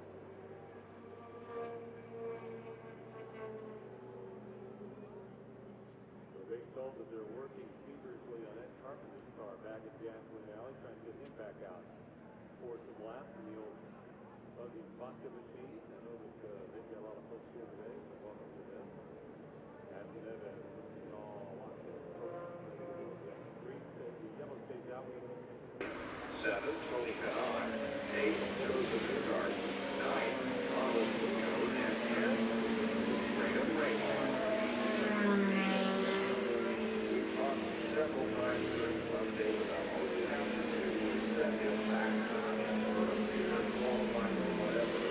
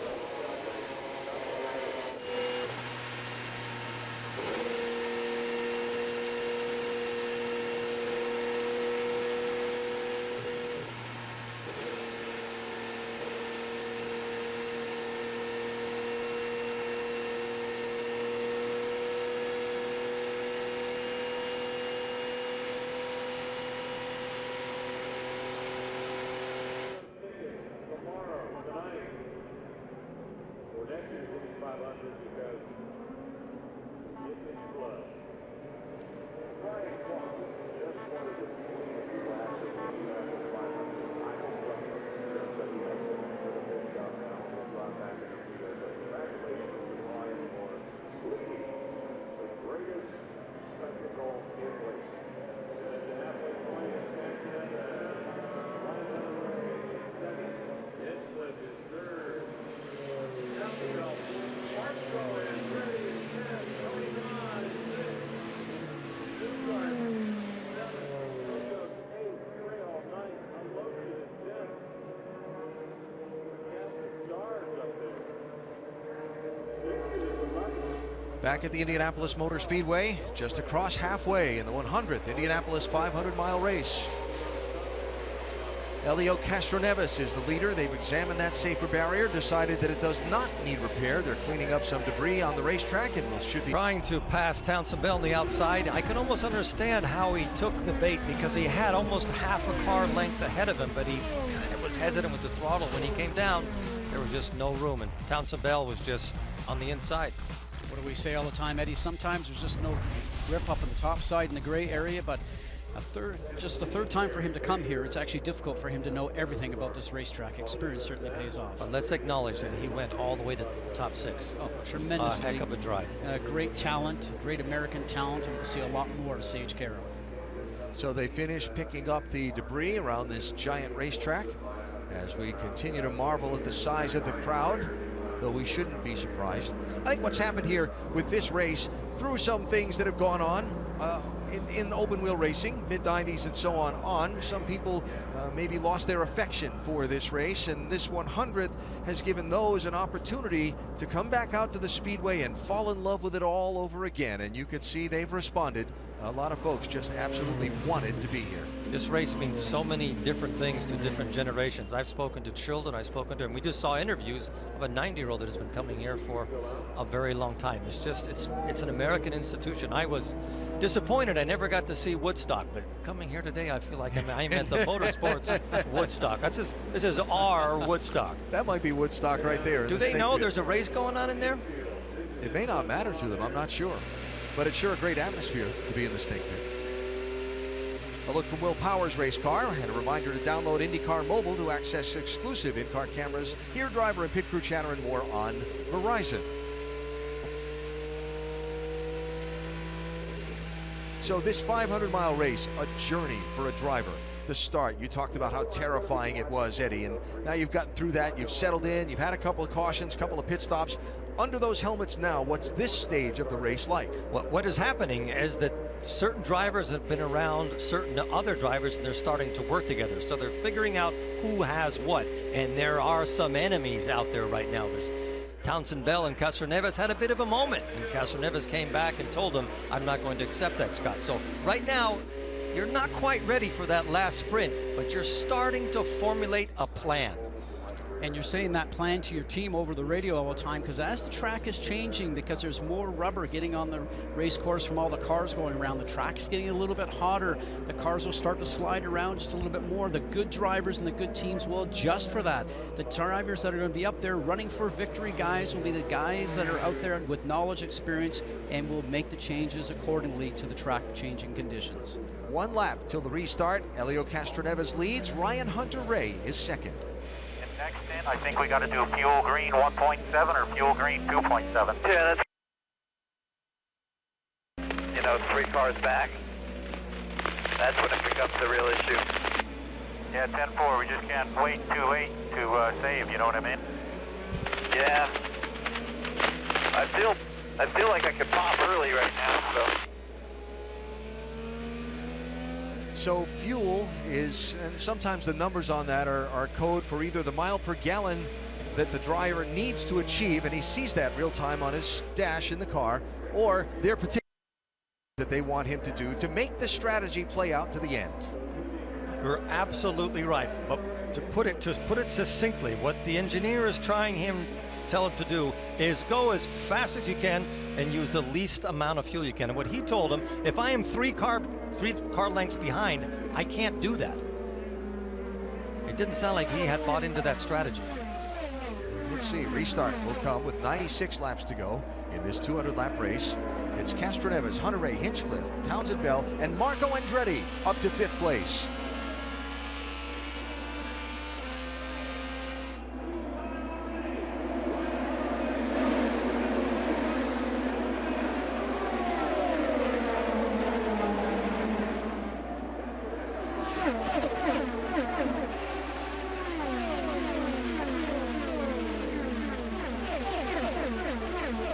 Hunter-Reay to the lead. How about Tony Kanaan with those outside passes to get to 3rd? He just put himself right back in the mix of things. Tony Kanaan, the light blue car there. And they're frantically trying to sort it out. Hinchcliffe got filtered back to 5th place.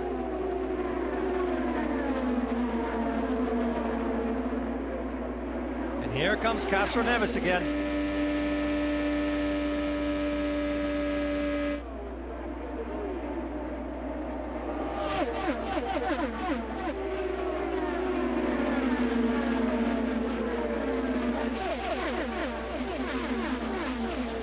The biggest surprise for me today has been Townsend Bell. He's been consistent the whole time, always up in front. We'll see how he deals with falling back a few places. He's now in 6th, but I think he'll find a way back to the front again. Hinchcliffe and Newgarden side by side through the corner.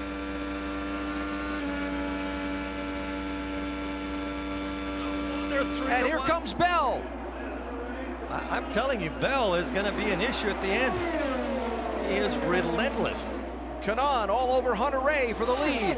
Castroneves shuffled back to 3rd, maybe 4th. They are passing between 1 and 2 and 3 and 4. You just don't do that. And we're surprised because there has been changes on the aerodynamics of these cars. The guys wondered whether or not they'd be able to do this, but I think it's better this year than last year.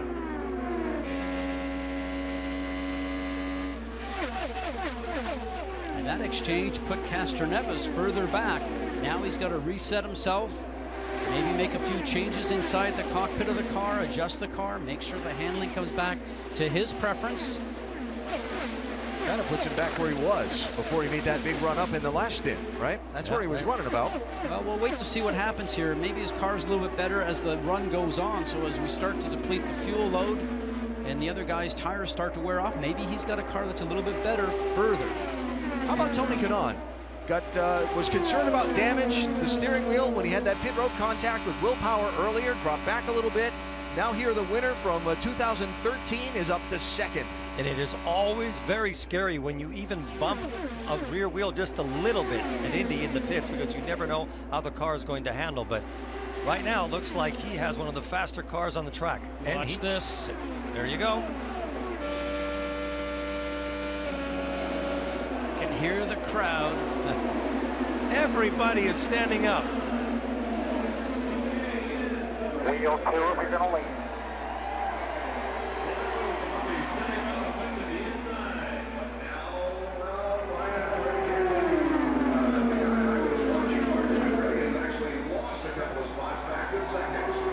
That's got to give you an extra 10 horsepower.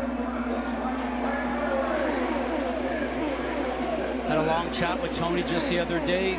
Right now, as Ryan Hunter-Reay is looking on the inside to see if he can take the lead back. Tony told me he knows that he only has a few years left on the IndyCar level, and he's fighting as hard as he can to stay in it. With performances like this here today, then he's going to continue to have teams look at him. He said, my goal after it's time to retire out of IndyCar racing, he says, I want to go to Le Mans. I've won the Daytona 24-hour. I would like to put the Le Mans 24-hour also on my resume. Jan? Well, when you watch Tony Kanaan and his way of muscling up to the front, he had a very close incident. In the Sage Karam accident, he was hit by debris. I checked with the car. With the team, I should say, I said, is the car okay? They go, no, he was hit. Tony Kanaan was hit on the hand by debris from that accident. Remember, we see Tony now battling with Townsend Bell, so he's still after it. And amazing that he's rubbed the wall. He's been hit by debris in the hand from the Sage Karam accident. Now, speaking of Sage, we are at the medical center. Sage Karam has been released. First of all, Sage, you seem like you're wincing a bit. Are you okay?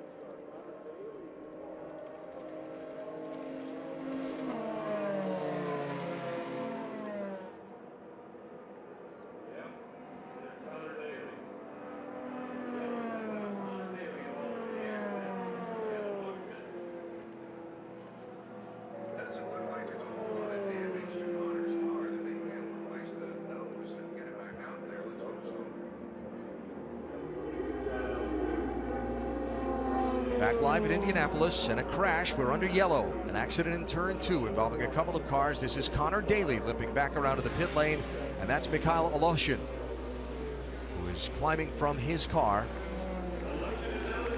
And we're under yellow for the 4th time in this race. Aloshin, he's by himself, so we're going to watch as we roll here. Just watch his car. It looks like the back end of the car starts to break loose on him.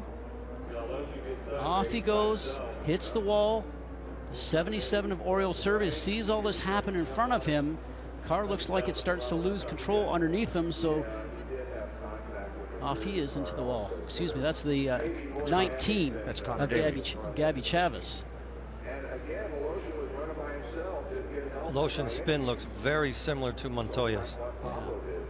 Got completely sideways in the middle of the corner. But when he Can got you out read of that? the Is car, that the 18 or the 19 that's coming up behind there? Because I can't see it. It's Connor Daly. So the 18 of Connor Daly sees it all happening in front of him. Yeah, so not only does he have some front nose damage, guys, he's got some rear wing damage also. So he'll have to come in for service both in the front wing and the rear wing. This is riding with Graham Rahal.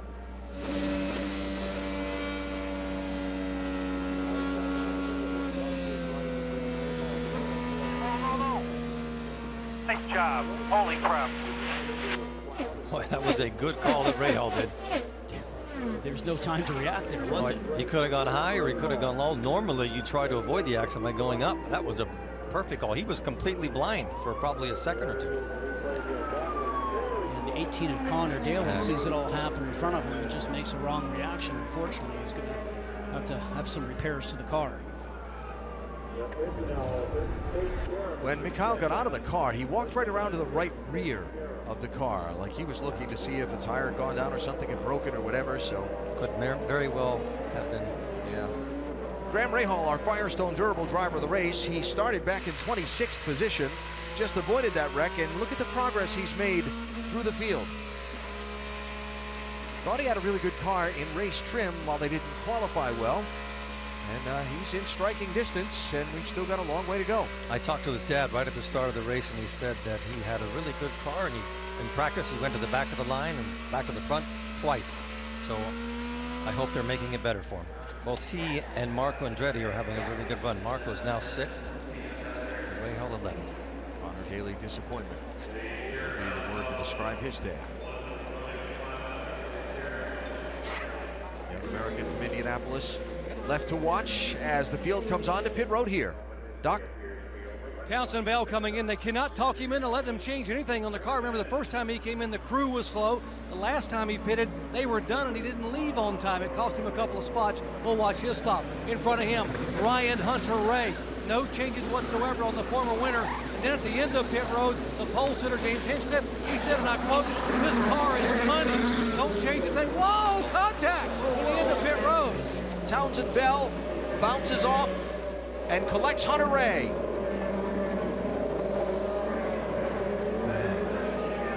With the spare wing, get ready with the spare wing. Those are two teammates' cars. They just got taken out together at the end of pit road. Arguably two of the fastest cars. Yes. Your seat started, try and stay on the lead lap.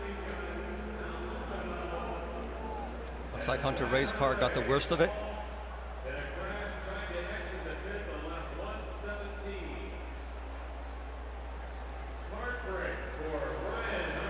Eddie, you and I talk about track position all the time here, so as we're going to watch a replay, let's watch and see what happens. Crew's doing a magnificent job.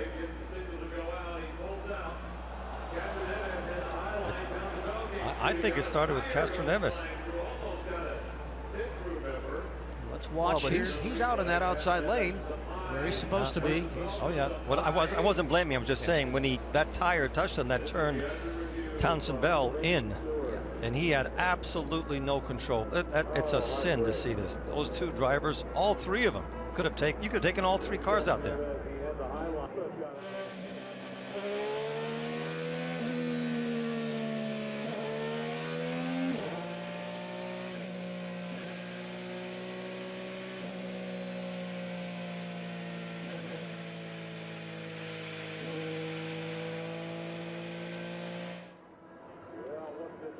right now from Ryan Hunter-Reay. After a dominant performance early on,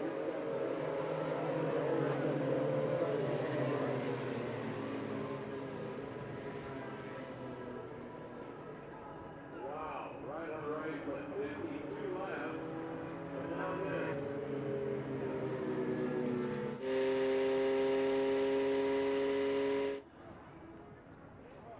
Well, we've been talking all race about how important pit stops are and how you've got to have a good stop to protect your position on the racetrack. So we did look at that. Watch this race continue.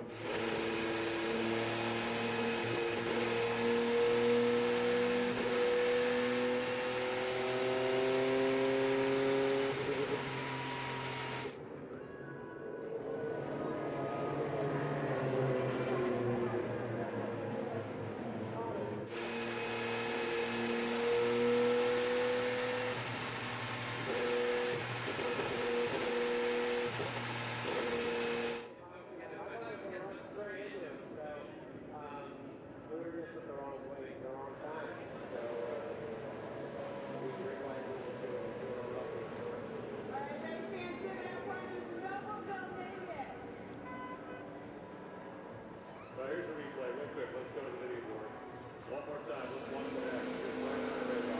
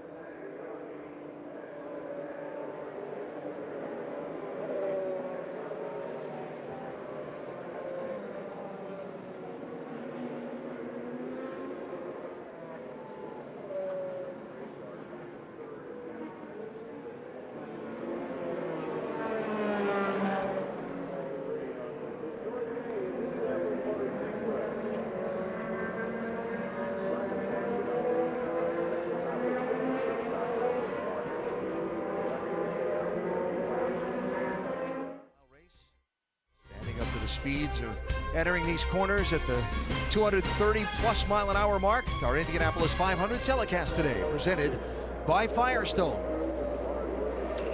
Well, been an interesting last few minutes. You saw a lot of it in our side-by-side coverage. Alex Tagliani and Alexander Rossi did not pit on this caution. They are first and second. Helio Castroneves first off the pit lane. He's third.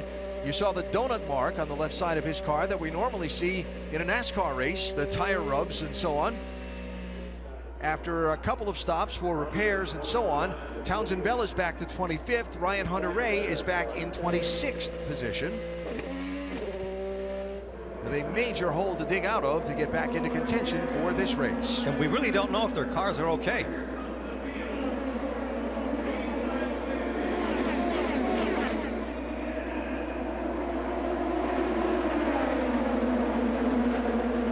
Alex Tagliani didn't lead for very long. Townsend Bell did not hang around for very long.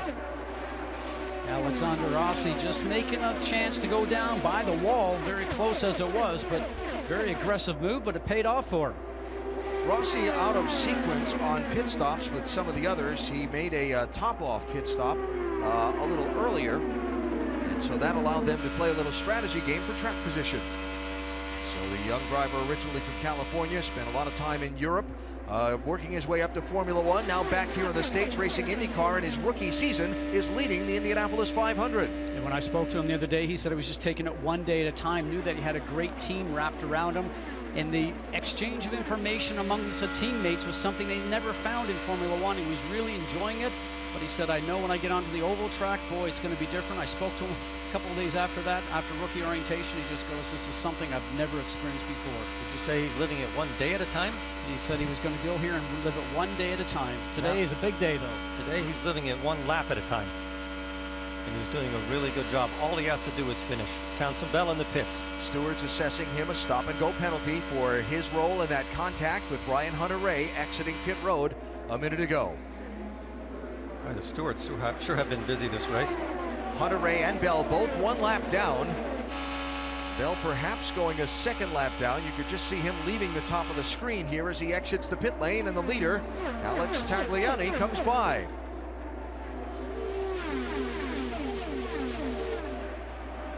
Excuse me, Alexander Rossi comes by.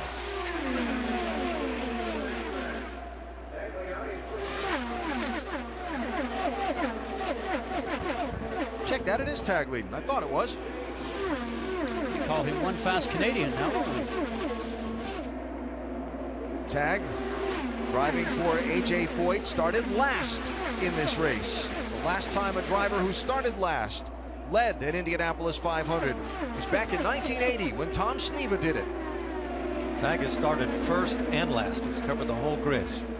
One very fast race car driver. Had a crash on qualification day. Team had to rebuild this race car. Really didn't get a lot of practice, and the AJ Foyt team in general has had a lot of trouble sorting out their cars, but they've just played a little strategy here. Remember, he didn't stop under that yellow, and so the Quebec driver is out in front.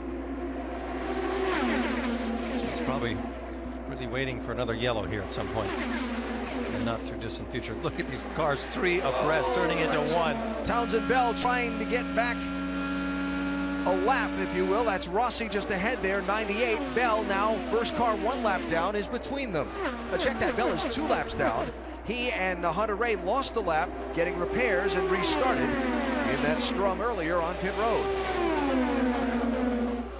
And Bell lost the second lap on the drive-through penalty. Great couple of camera shots there. Love that.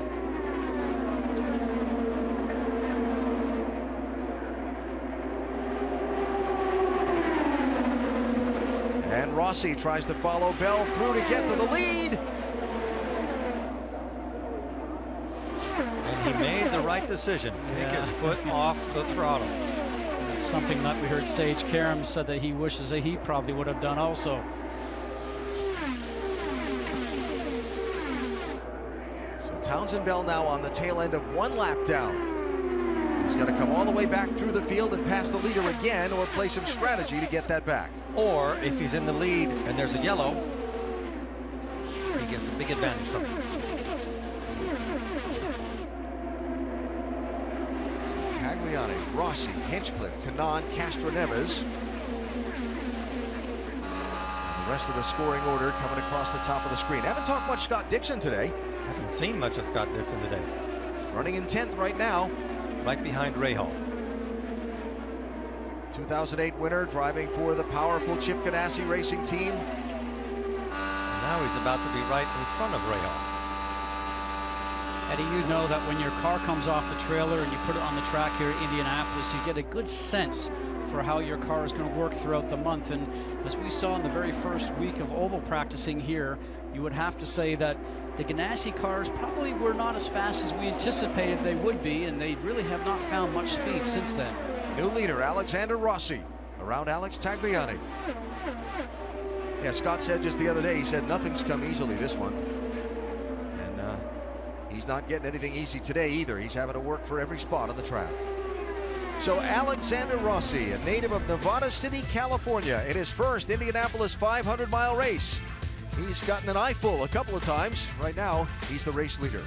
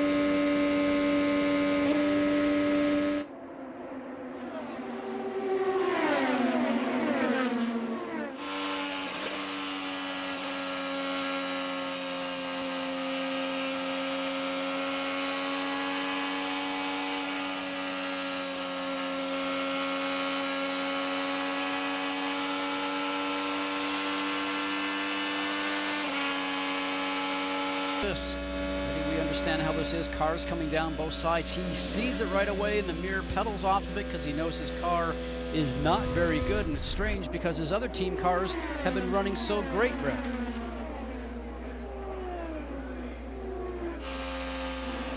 They've been on the radio, and apparently he has a tire pressure problem in the front. They said they have high tire pressures.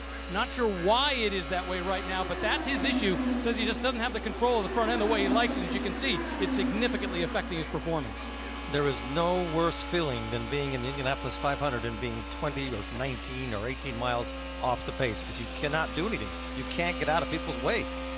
If you're not a regular in IndyCar racing, there are all kinds of data that stream live from the car back to the pit box, so they can see the tire pressures and tire temperatures on all sides of the car as it's racing on the racetrack, as well as what kind of fuel burn, what fuel map the driver's got, what gear selection he's using, all kind of things that the team can see coming back in real time. So Alexander Rossi, second car in line, continues to lead. He's out of pit sequence by about 6 laps to the other front runners. As Alex Tagliani has just made a pit stop and cycled himself toward the back of the field. Let's go up to speed from second place. Helio Castroneves on back. Rick? Helio Castroneves loved the car on carb day, said it had finally gotten the balance back, and that's exactly what he's been able to show. On the restarts, Roger Penske's been telling him, we don't seem to have the same oomph that those Hondas have, but they've been able to do it in the pits. In fact, after that last pit stop, he said it's your pit crew that got you out there. Jan? And watch Tony Kanaan. He's right behind Helio Castroneves, and that's where he wants to be. Believe it or not, after that contact on pit road, he says, my car is better now. He likes how it's handling. The only downside, I think I have too much downforce. We need to take it out at the next stop because I can follow well here, but I can't lead. Doc? James Hinchcliffe's engineer, Alan McDonald, has said we need cloud cover. The more clouds we have, the better we run. When the sun comes out, we develop a significant understeer. They've made a front wing change. They just said now they're going to make a significant rear wing change on the next stop. Back behind them, how about Carlos Munoz? He's had 2 top 5 finishes in 3 starts here. He made a mistake last year on the final stop, or he would have 3 top 5 finishes. They're wanting to start to trim the car out on these final 2 stops, running solid. And behind him, Joseph Newgarden. Strategist Brent Harvey says we've been hesitant to trim the car. We did take some rear wing out on the previous stop, but these next couple of stops, we're going to see what the young man can do with lack of downforce in traffic. John. Now you're talking about downforce, and we already documented Tony Kanaan. Of course, his teammate Scott Dixon also carrying a lot of downforce. That helps you in the corners, but it slows you here on the straight. Remember, they were banking on 120-degree track temperature. Right now it's 116, not as high as they thought, Rick. Well, Marco Andretti just having not the day he wanted. We were talking with him the other day. He said he would much rather have a chance to start in last place with a car that would run well than be up front with a car that doesn't. That's exactly what he's been having today. Even though he was up front, the car wasn't working right. Now they come in, make some changes, and hope he can get back up where he was. Now he's going to lose a lap here and needs this race desperately to stay green while the leaders cycle through a set of pit stops to give him a shot to get Sato for AJ Foyt Racing, who's now up to 5th place in that red, white, and blue 14 car. Remember Sato a few years ago racing Dario Franchitti for the win, made a bold attempt to pass him in turn 1 and ended up crashing. And we all remember that his attitude that day was win or nothing. You're right. So I'm sure if that happens again this year, he'll be a little bit less altruistic. Scott, what do you think if he finds himself there again? Well, here come the leaders for some pit stops. Castroneves is in, Kanaan's in, Newgarden's in. Rick? Helio Castroneves brings the car down. He was saying that you really can't plan this race, but you can put yourself in a position to win this race, and that's exactly what he's been able to do right now. They were having a discussion about whether to put in front wing or not. They've decided not to do that, and they're going to go ahead and send him out. And I understand we got a yellow on the track. There is a tire loose from a car, it looks like from Buddy Lazier's car. And so the caution flag comes out while those leaders were already on pit road. There's Lazier. This is a family-run team from his father, Bob, Buddy Lazier,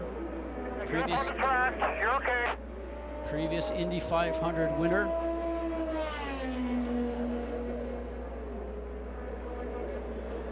Watch here very quickly. We'll see the 4 car, which is coming off of the pit lane.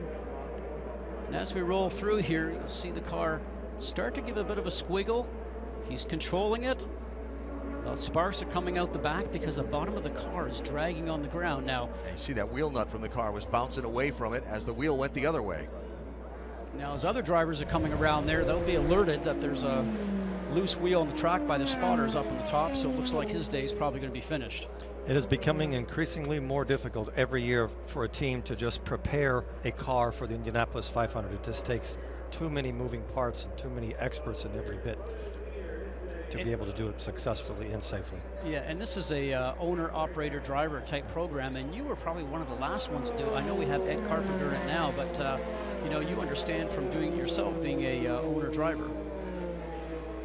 Very difficult. So Lazier out of the car. The timing of the caution flag, very interesting. It's going to help some people and it's going to hurt some others. There's a line at the beginning of pit road that if you are across when the caution comes out, you're good. Your pit stop is legal. If you're not, the pits are closed when the yellow comes out, and you have to drive through the pits or stay on the racetrack, let the pace car gather up the field and go around. There are allowances for people to come in and take fuel. It's called necessary service, but no more, and then go back out and continue under the caution. You saw a couple of people like Pagenaud headed to pit road there.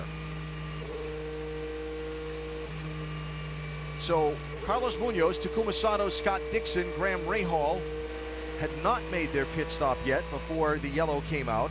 Helio Castroneves, Tony Kanaan, Joseph Newgarden, James Hinchcliffe had. And so when everybody else peels off to come to pit road here, they're going to move up behind the pace car and be the first four in the race. You know, for Elio, this whole day is coming together, because you think about it, when we said we spoke to him in the garage area, not convinced he had the speed of the car. I really do think that the track has come to him today with the temperature starting to rise. It's hotter than it's been here probably all month. And so now with 120-degree track temperature, it looks like that is suiting his car. Talking about the pit closed and the pit open and that kind of thing and the timing of that. Remember, it was A.J. Foyt, Rick Mears, and Al Unser that said earlier how much luck plays into winning this 500-mile race. In this case, very much. So here, more people making their way to the pit road. Graham Rahal. While the pit road is closed, remember I said a minute ago, you're allowed to come in and take necessary service, so they won't change the tires. They'll take a splash of fuel, enough to get him back around to the pit lane when it's opened up. With our race. So the end result is that you're going to end up being at the back of the grid, but the better part about it is you're not running out of fuel, obviously, on the race circuit. Some days, as you're mentioning, you're lucky. Some days you're not. You can see the disappointment there with the team. That really hurt them. But I'll disagree, and Jan, you might have more conversation on this, with Graham's statement that there goes our race, because that caution and some of the other things that have happened have kind of thinned the herd of cars left on the lead lap. Yes, but when he's saying that's our race, it's because they lost their track position. So interestingly, that'll be the case for those who have yet to pit, like Scott Dixon. Normally, if you're on the track and you catch a yellow, you're like, hey, it's my day. But so many people were on pit road when the yellow came out. They were the ones that all got the advantage. So anyone who pits now, this is a secondary stop for Pagenaud because he needed fuel earlier. I heard him coast by me dead stick. So he's already taken that necessary service. This will be one where they can actually change the tires and make adjustments for Pagenaud.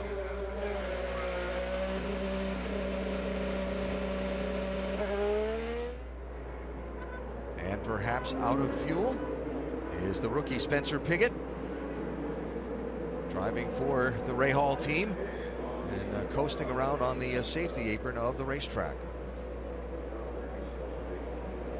Jan? This is the situation we were describing for Scott Dixon, Takuma Sato, and Carlos Munoz. These will be fast stops, and they'll do everything they can, but they're going to drop to the back of the field. Like Graham Rahal, they're going to lose their track position. Rick? Well, with Takuma Sato, they've been telling him all this lap, do what you can to save fuel, and now they're putting the fuel back in. They've made mega changes, and he's now happy. Doc? Holding Carlos Munoz to get it full of fuel. Here he goes, and Townsend Bell stopped on the brakes to let Munoz out so he wouldn't have to be behind another car. No changes on the 26 car whatsoever. Heads up by Sato there to keep from getting pinched into that pit wall. This has added a lot of pressure to the whole situation right now. I think we've seen this pit road incident, guys, because racing is becoming so close now. Guys don't want to lose spots in the pit, so it's becoming confrontational also in the pit lane, just like on the track. Carlos Munoz leaving his pit. Townsend Bell trying to get to his. Takuma Sato trying to get out. Pit road's been a busy place today.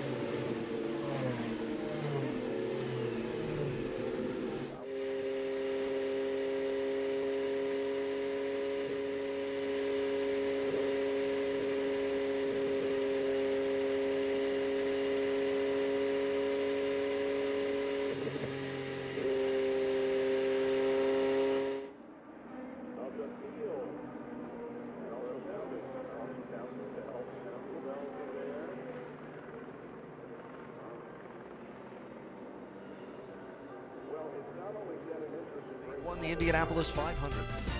Bram Rahal says what his father Bobby's win there in 1986 did for them. Opened up a whole avenue that they've turned into business opportunities.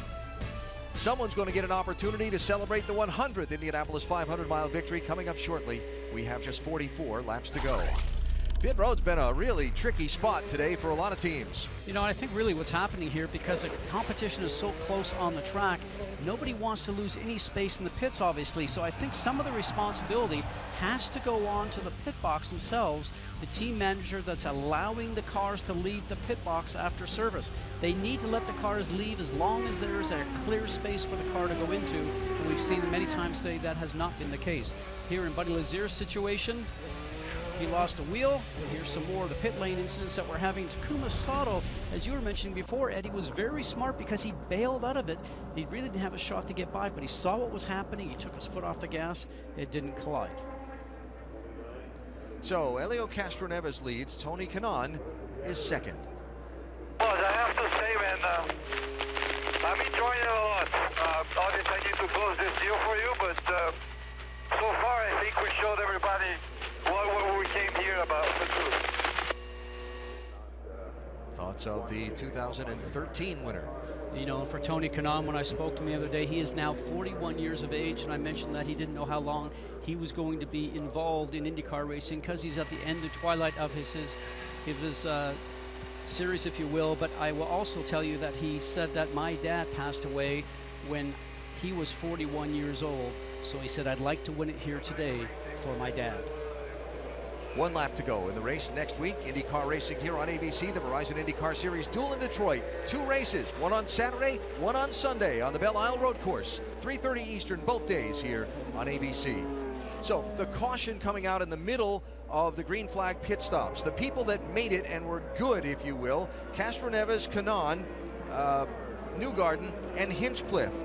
Other people that had to pit while the pit road was closed and therefore cycled around and start at the back of the pack include Max Chilton, Graham Rahal, Simon Pagenaud, Townsend Bell, Brian Clausen. They go to the end of the line. Everybody else will cycle in between them, who was able to wait until the pit road was open, like Takuma Sato and Carlos Munoz and Scott Dixon. So all of that really gives a big advantage to Castroneves, Kanaan, and Newgarden. And if Hinchcliffe has got a good car underneath him, you have to put him in that list. Rahal back to 17th for this restart. 42 laps to go. Just a little over 100 miles left in the Indianapolis 500.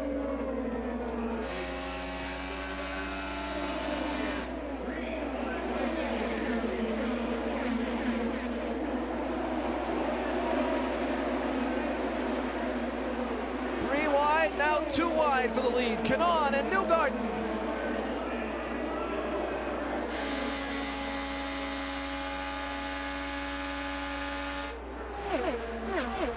And that worked, guys, because the spotters up in turn 1 are telling the drivers, car underneath you, car above.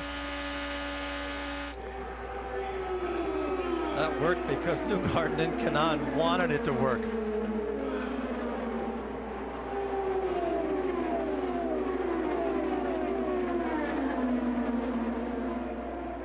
Restarts have been intense today. Everybody desperate for all the track position they can get as quickly as they can get it. And Kanaan takes the lead again.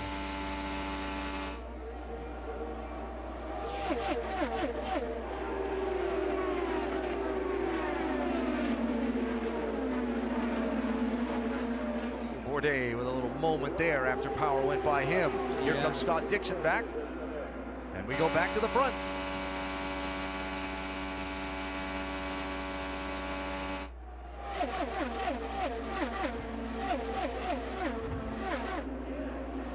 First 3 cars, Chevy, Honda. Hinchcliffe into the mix at the front. Goes to 2nd place.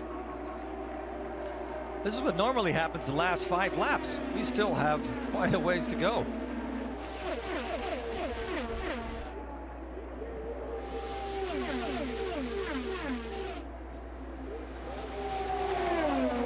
Castroneves on the outside of 3.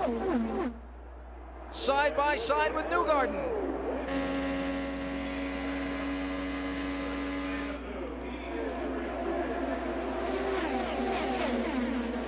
And the momentum he gave up by lifting has J.R. Hildebrand in that white number 6 to his inside. Castroneves has a piece in the back of his car that's coming off. The wheel guard on the left rear wheel. Two things with this. Will this disturb the car so much that he will end up having the back end step out from him? Will he hold on to it? But the other drivers are seeing it, and they're now going to go on the underside. But what Elio wants that piece to do is to fall off, isn't it, Eddie? So he'll end up getting a yellow. That's a really dangerous thing to have hanging off like that. Oh, I'm sure that the IndyCar officials will see that. He will probably see a black flag. Oh, trouble into the wall, top of the screen. Yellow flag will save Castroneves, and it's Sato who's into the wall. Back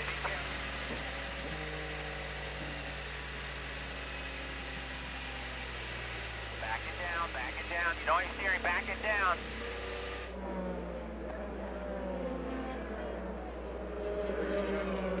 Takuma Sato, who had driven his way from 12th starting spot, fell back, back up into the mix late in the race, got caught in that last caution shuffle around, and now you see the right front tire on that A.J. Foyt racing car is severely disturbed.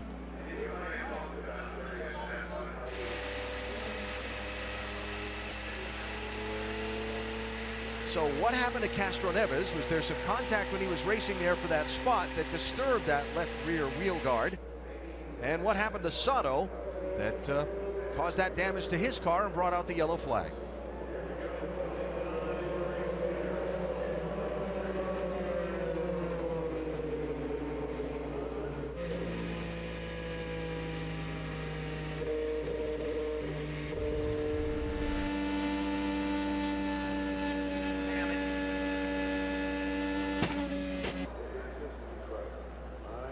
So Sato with his damaged car heading to the pit lane, excuse me. Now Castroneves with that wheel guard. That's something they'll be able to replace. That whole rear wing apparatus will come off and another one will get put on, but he's going to give up all of his track position. And right now this race is becoming, as it has been the last 5 years, all about track position. Well, track position, I think that you're going to probably see just about everybody bail into the pit lane here for service underneath this yellow. So if Castroneves is lucky, everybody does that, he will not lose too much track position. And there's a strong possibility there will be another pit stop, another yellow.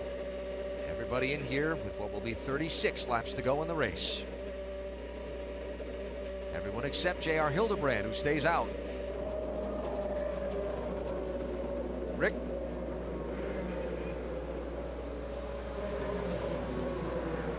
Helio Castroneves, what a frustrating moment. He was very competitive.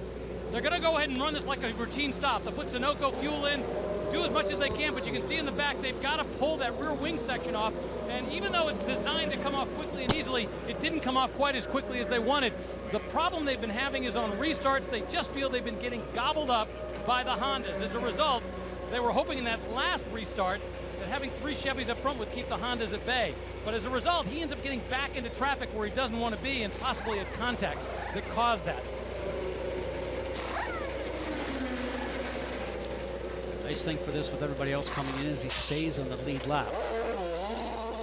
Now, with 36 laps to go, Sunoco fuel and the mileage each teams get to the finish becomes an interesting factor in this 500 where we did not get another yellow. So what happened to Castroneves? Contact there? Yeah, Yep. That was Hildebrand. Yep. So contact with J.R. Hildebrand knocks that left rear wheel guard loose. Castroneves gives up his track position. Hildebrand doesn't pit under this yellow. He leads the Indianapolis 500.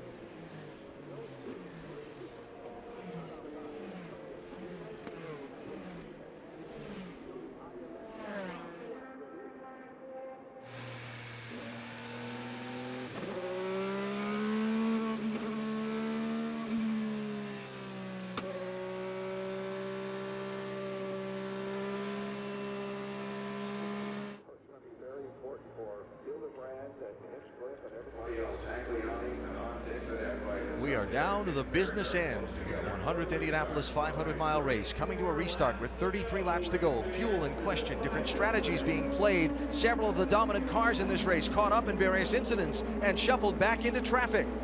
J.R. Hildebrand leads. Green flag is waving. Ryan Hunter-Reay trying to get one of his 2 laps lost back from the race leader. Townsend Bell trying to get back on the lead lap.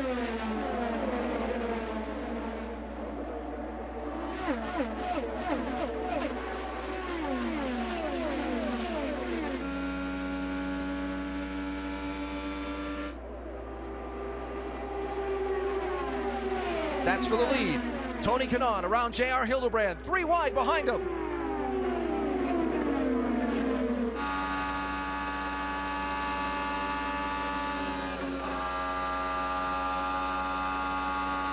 Dixon had to check up. Does it cost him some spots? Here comes Munoz to his inside down the front stretch.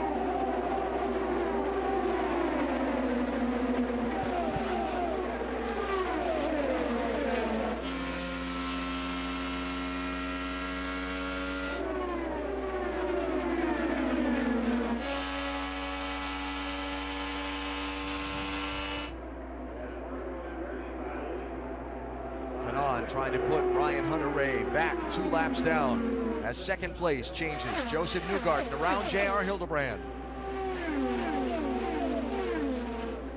Newgarden in the dark blue car, now in second. Hildebrand in the white car in third. James Hinchcliffe is fourth. And Alex Tagliani runs fifth. There's Hinch now picking up a spot on Hildebrand. Now Hinchcliffe has got to start picking people off one by one if he has to get in that first group of 3. It's always seemed like every time he goes out after a restart, it seems like he has an opportunity. After about 5 or 8 laps, his car starts to come in. So Hinchcliffe's team talking about how many laps left in the race just before the restart and where they were on fuel to the finish. Like I said, fuel is going to be important here. We're about 5 laps short of the window, so we'll save under yellow, let you run hard under green, and hope for another yellow. Run hard as you can. To try and pick those spots off, catch up to Kanaan, but they're going to need another yellow to make it to the finish, and there lies the rub, huh, Doc? That's exactly it, Alan. And James Hinchcliffe loved hearing the fact when he said run hard under green. It's exactly what he's doing. The car had lost some grip, and he made a left side air pressure change, but it's not about air and grip now. It's about fuel. And right now, he wants to run hard and hope for a yellow. Jan.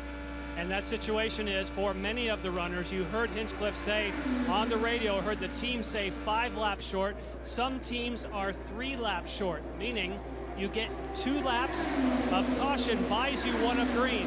Therefore, you're going to need 6 laps to 10 laps of yellow for these people to make it to the end. The way that Tony Kanaan is driving right now, you can see he's not going to worry about it. He's banking on the fact that he will have to stop again.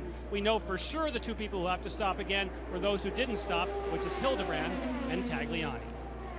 Now, one who came in after the round of pit stops and is all the way back at the field because of it. Just before the restart, Simon Pagenaud came down pit road and topped off his fuel. Let's assume because he's that far back from the leader, he's also maybe running in a little economy mode. So maybe the Penske team, Kyle Moyer and company, trying to work a little magic and find a way to come away with the trophy if we don't see another yellow flag. If we don't see another flag, I think there's going to be a big surprise. I really do. With about a lap to a lap and a half before the end. What about it, Rick? Well, the concern with Pagenaud's car is he's had an intermittent misfire all day. It comes and goes. Obviously, when it's not there, he's running strong. The problem is every now and then it picks up. They're hoping that it's gone away for the rest of the race. But even the other teams are starting to talk about, don't worry about Pagenaud, he's got an engine issue.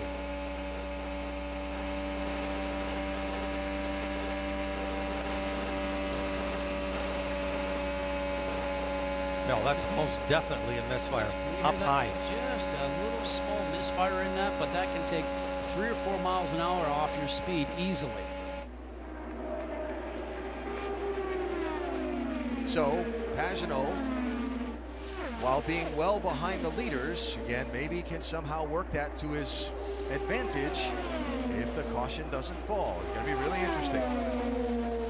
So it's going to be interesting here on this last stop is for people to make the decision. Are they going to take wing out of the car to make the car faster as the pack starts to thin out, as we start to see now just 2 or 3 guys running together, and maybe take the chance of losing some places on the track?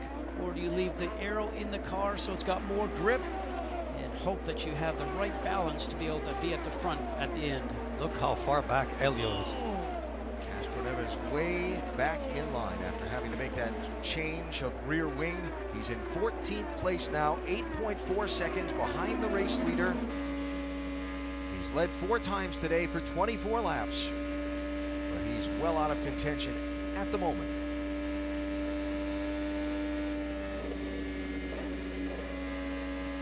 So 27 car ahead of him.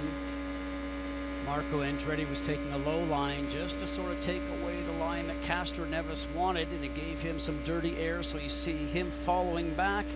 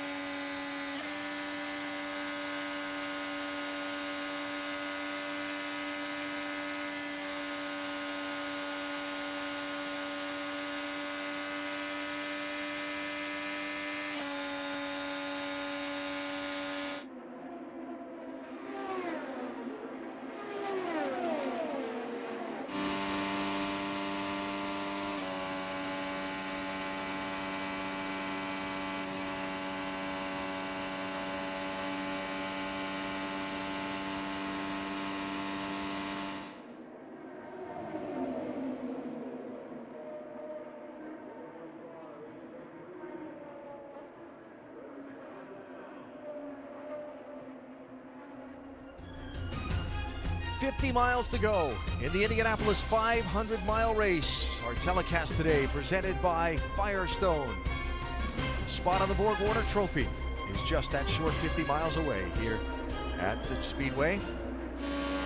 A look from Will Power's car now. As we remind you to download IndyCar Mobile to access exclusive live in-car cameras, hear driver and pit crew chatter, and more only on Verizon. Will back in 19th place. Remember, had a pit penalty earlier in the race that set him back, and he hasn't been able to recover. So will we get a caution late Well, within the last 10 laps in 7 of the last 10, but 5 of those races finished under caution. So you got to be in the lead to be sure, as the lead changes again here between Kanaan and Newgarden. These two guys definitely need a caution. Really thought Newgarden decided it was time to go when he went past Tony Kanaan there just a moment ago, but Tony says, I don't think I'm going to have any of that. He's reeled them back in.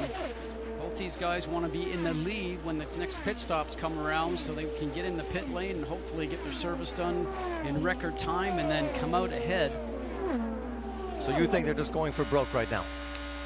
Well, depending on what they're doing on fuel, but their speeds right now also seem to be running pretty good, Eddie. I mean, they're up around the last 221 miles an hour when their fastest speed's been about 222, 223 for Joseph Newgarden, so they're not far off the mark. Carlos Munoz around James Hinchcliffe to pick up 4th position.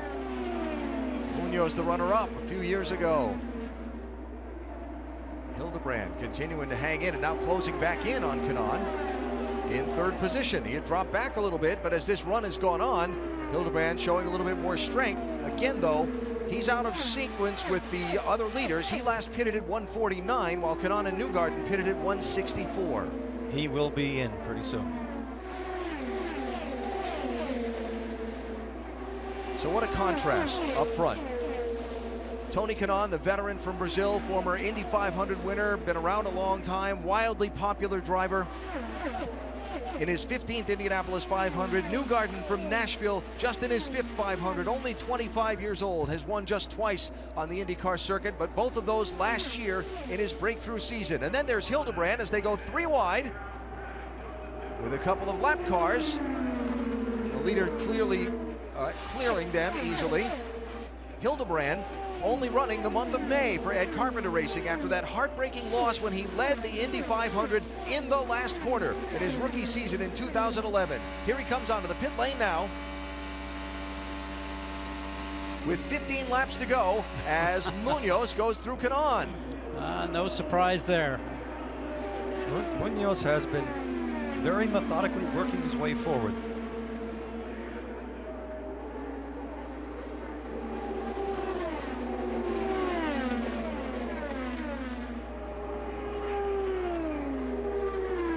Clearing, looked like with some help, the team car of Townsend Bell quite easily into turn number 3. So Joseph Newgarden is the leader, coming to 14 laps to go, Doc. And he had been told by engineer Brent Harvey that, hey, you're less than 2 laps short.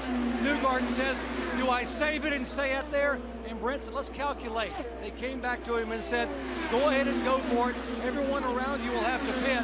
If we come in and pit, we need less fuel than they do, but it's better to lead on that final stop than not. So they are going to try to lead, but they need less fuel than anybody. Joseph Newgarden has a shot to win the Indy 500. So you see Hildebrand comes out just in front of Newgarden. Watch for him to move over, being a team car. I know we're focused on Newgarden right now, but Munoz is the fastest car on the track. He is closing quickly.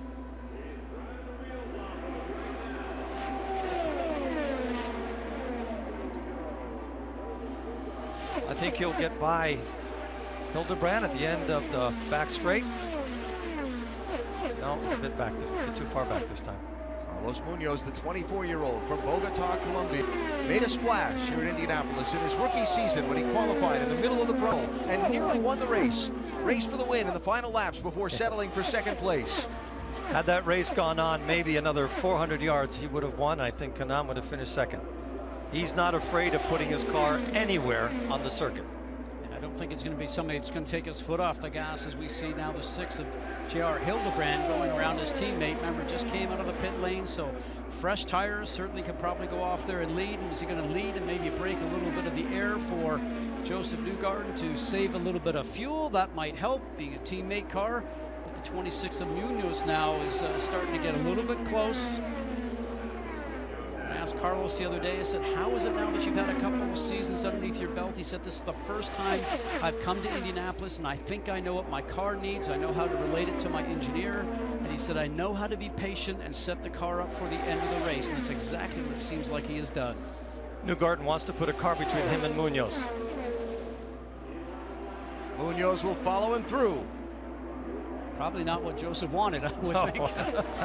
That one didn't work out the way he thought it would. They're both really strong at this crucial part of the race, and there's only 11 laps to go.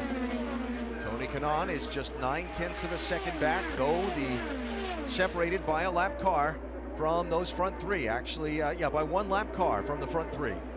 That's Townsend Bell between the white car of Hildebrand. I checked that. Hildebrand's up there, but he's also on the tail end, right? Yeah, so he just made his pit stop. And guess who's in the lead? Carlos Munoz goes to the front with 10 laps to go. And really no surprise, guys, because he's an Andretti car. And Andretti, you think about from a year ago how they really struggled in this race, but came here with a new Honda package, and they have been so strong ever since they unloaded off the trailer. A lot of lead changes late in the race in recent years. We talked about this being the most competitive time in the history of the 500 this last decade. I don't think we've seen the last lead change yet. Question is, will there be more than one before the checkered flag? How many will there be? He's opening up the air for everybody behind him, so they'll be right back on him probably in a lap and a half. It's very difficult to lead Alan around here. As you guys were mentioning before, they've all pitted on the same lap of Carlos Munoz and Newgarden and Kanaan. Hinchcliffe, who's a bit further back, so everybody's in the same boat right now. Closer we get to the end, the closer you'll see cars taking different lines. Kanaan's pit crew has just put tires out. Tony Kanaan's pit crew has put tires out in front of us on the pit lane. So look for the third place driver to dive in here. Here he comes. 9 laps to go. Scott Dixon also pitting. Matty Brabham was the other car leading into the pit lane there. Under 77, guys. Jan? And even though they put out tires for Tony Kanaan, look for those who stop now with only 8 laps to go. They may not take the tires because all they need is fuel, but they're going to go for Tony Kanaan with tires. He won't need a whole lot of fuel, so this is a strategy call. I think there'll be others who might try a splash without taking tires. Kanaan had a little bit of trouble getting going, it looked like there, out of his pit box. You know, always, when you know there's a car coming that you'd like to beat out of the pit lane, you're a little anxious and lit up those rear tires and just didn't get enough traction by the looks of it. So Newgarden leading Munoz, now Munoz by Newgarden. 7 laps to go. So it looks like you managed to keep the lead for a lap and a half. There's the gap from Kanaan back to the race leaders. Kanaan's trying to do is he's trying to run some great laps right now. He'll try and get past Matty Brabhams, who's going a little slower than him. But Kanaan wants to just put some laps down, so when the other guys come in pit lane, he hopes that he's made enough time up that he comes out and he's contention with them for the victory. So with the shuffling of all that's happened in the last 100 miles of this race, Hinchcliffe is third, 3 seconds behind the leaders. Oriol Servia is up to fourth. Alexander Rossi is fifth. Now Rossi passing Servia as Oriol pits.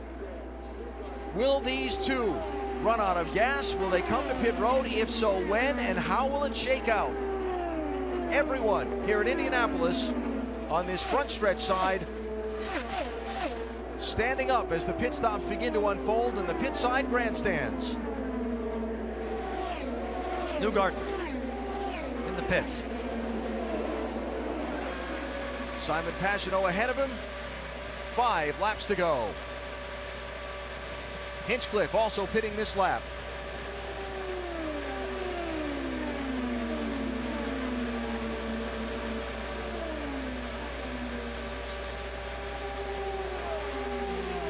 Doc?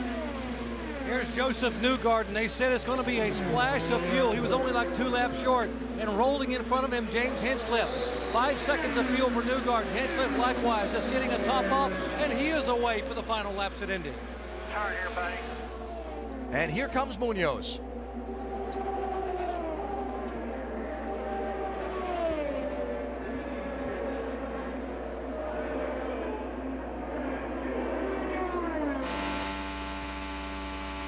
Doc?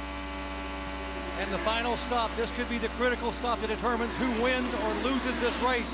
24-year-old Carlos Munoz, a huge Juan Pablo Montoya fan, said, I want to do what Juan did in 2000. 4 seconds of fuel, he is away. Watching Tony Kanaan. So now Alexander Rossi will become the new leader of this race with Helio Castroneves in second. There's Rossi in the 98. Graham Rahal is a lap down to him. Rahal in the red car right behind him. Then we have 3 laps to go.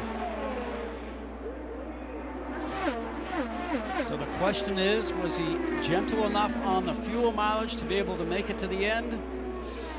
He last pitted at 164, 36 to go.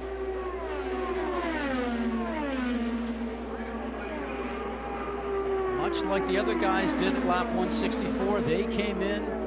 Was he far enough back and, like I said, soft enough on the gas pedal to maybe not have to come in for the splash of fuel? He looks like he's starting to run just a slower pace, guys.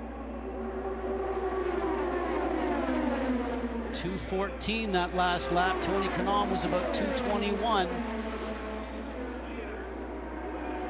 2 laps to go. Can a rookie win the 500 on an economy run? What a story that would be.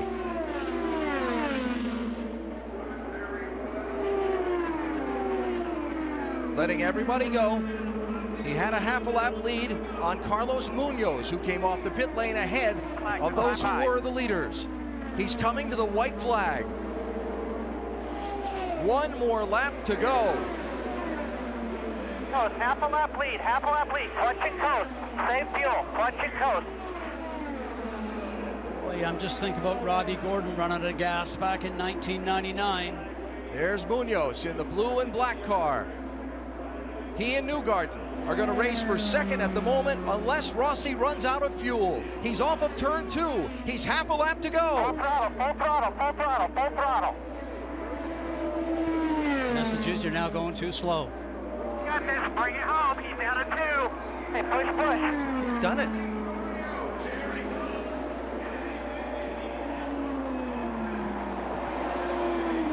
Checkered flag is in the air. A first-timer is going to win the 100th Indianapolis 500-mile race. California's Alexander Rossi to the checkered flag, and he's done it. Checkered flag, you just won the Indy 500, baby! Oh my God. Awesome job! Oh my God.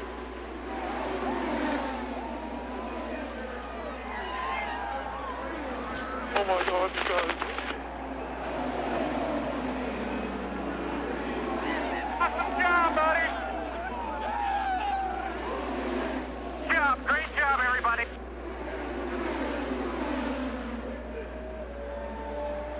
I'm out of fuel, guys. You did it.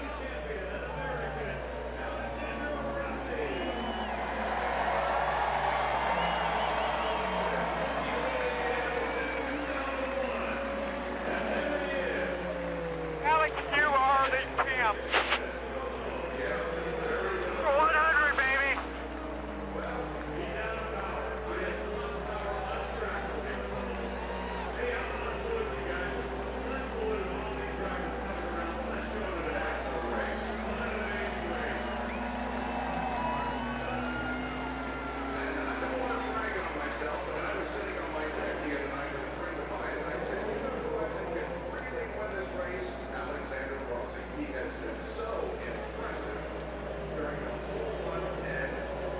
Former driver Brian Herta merged his team into Andretti Autosport this offseason. They hired Alexander Rossi to drive.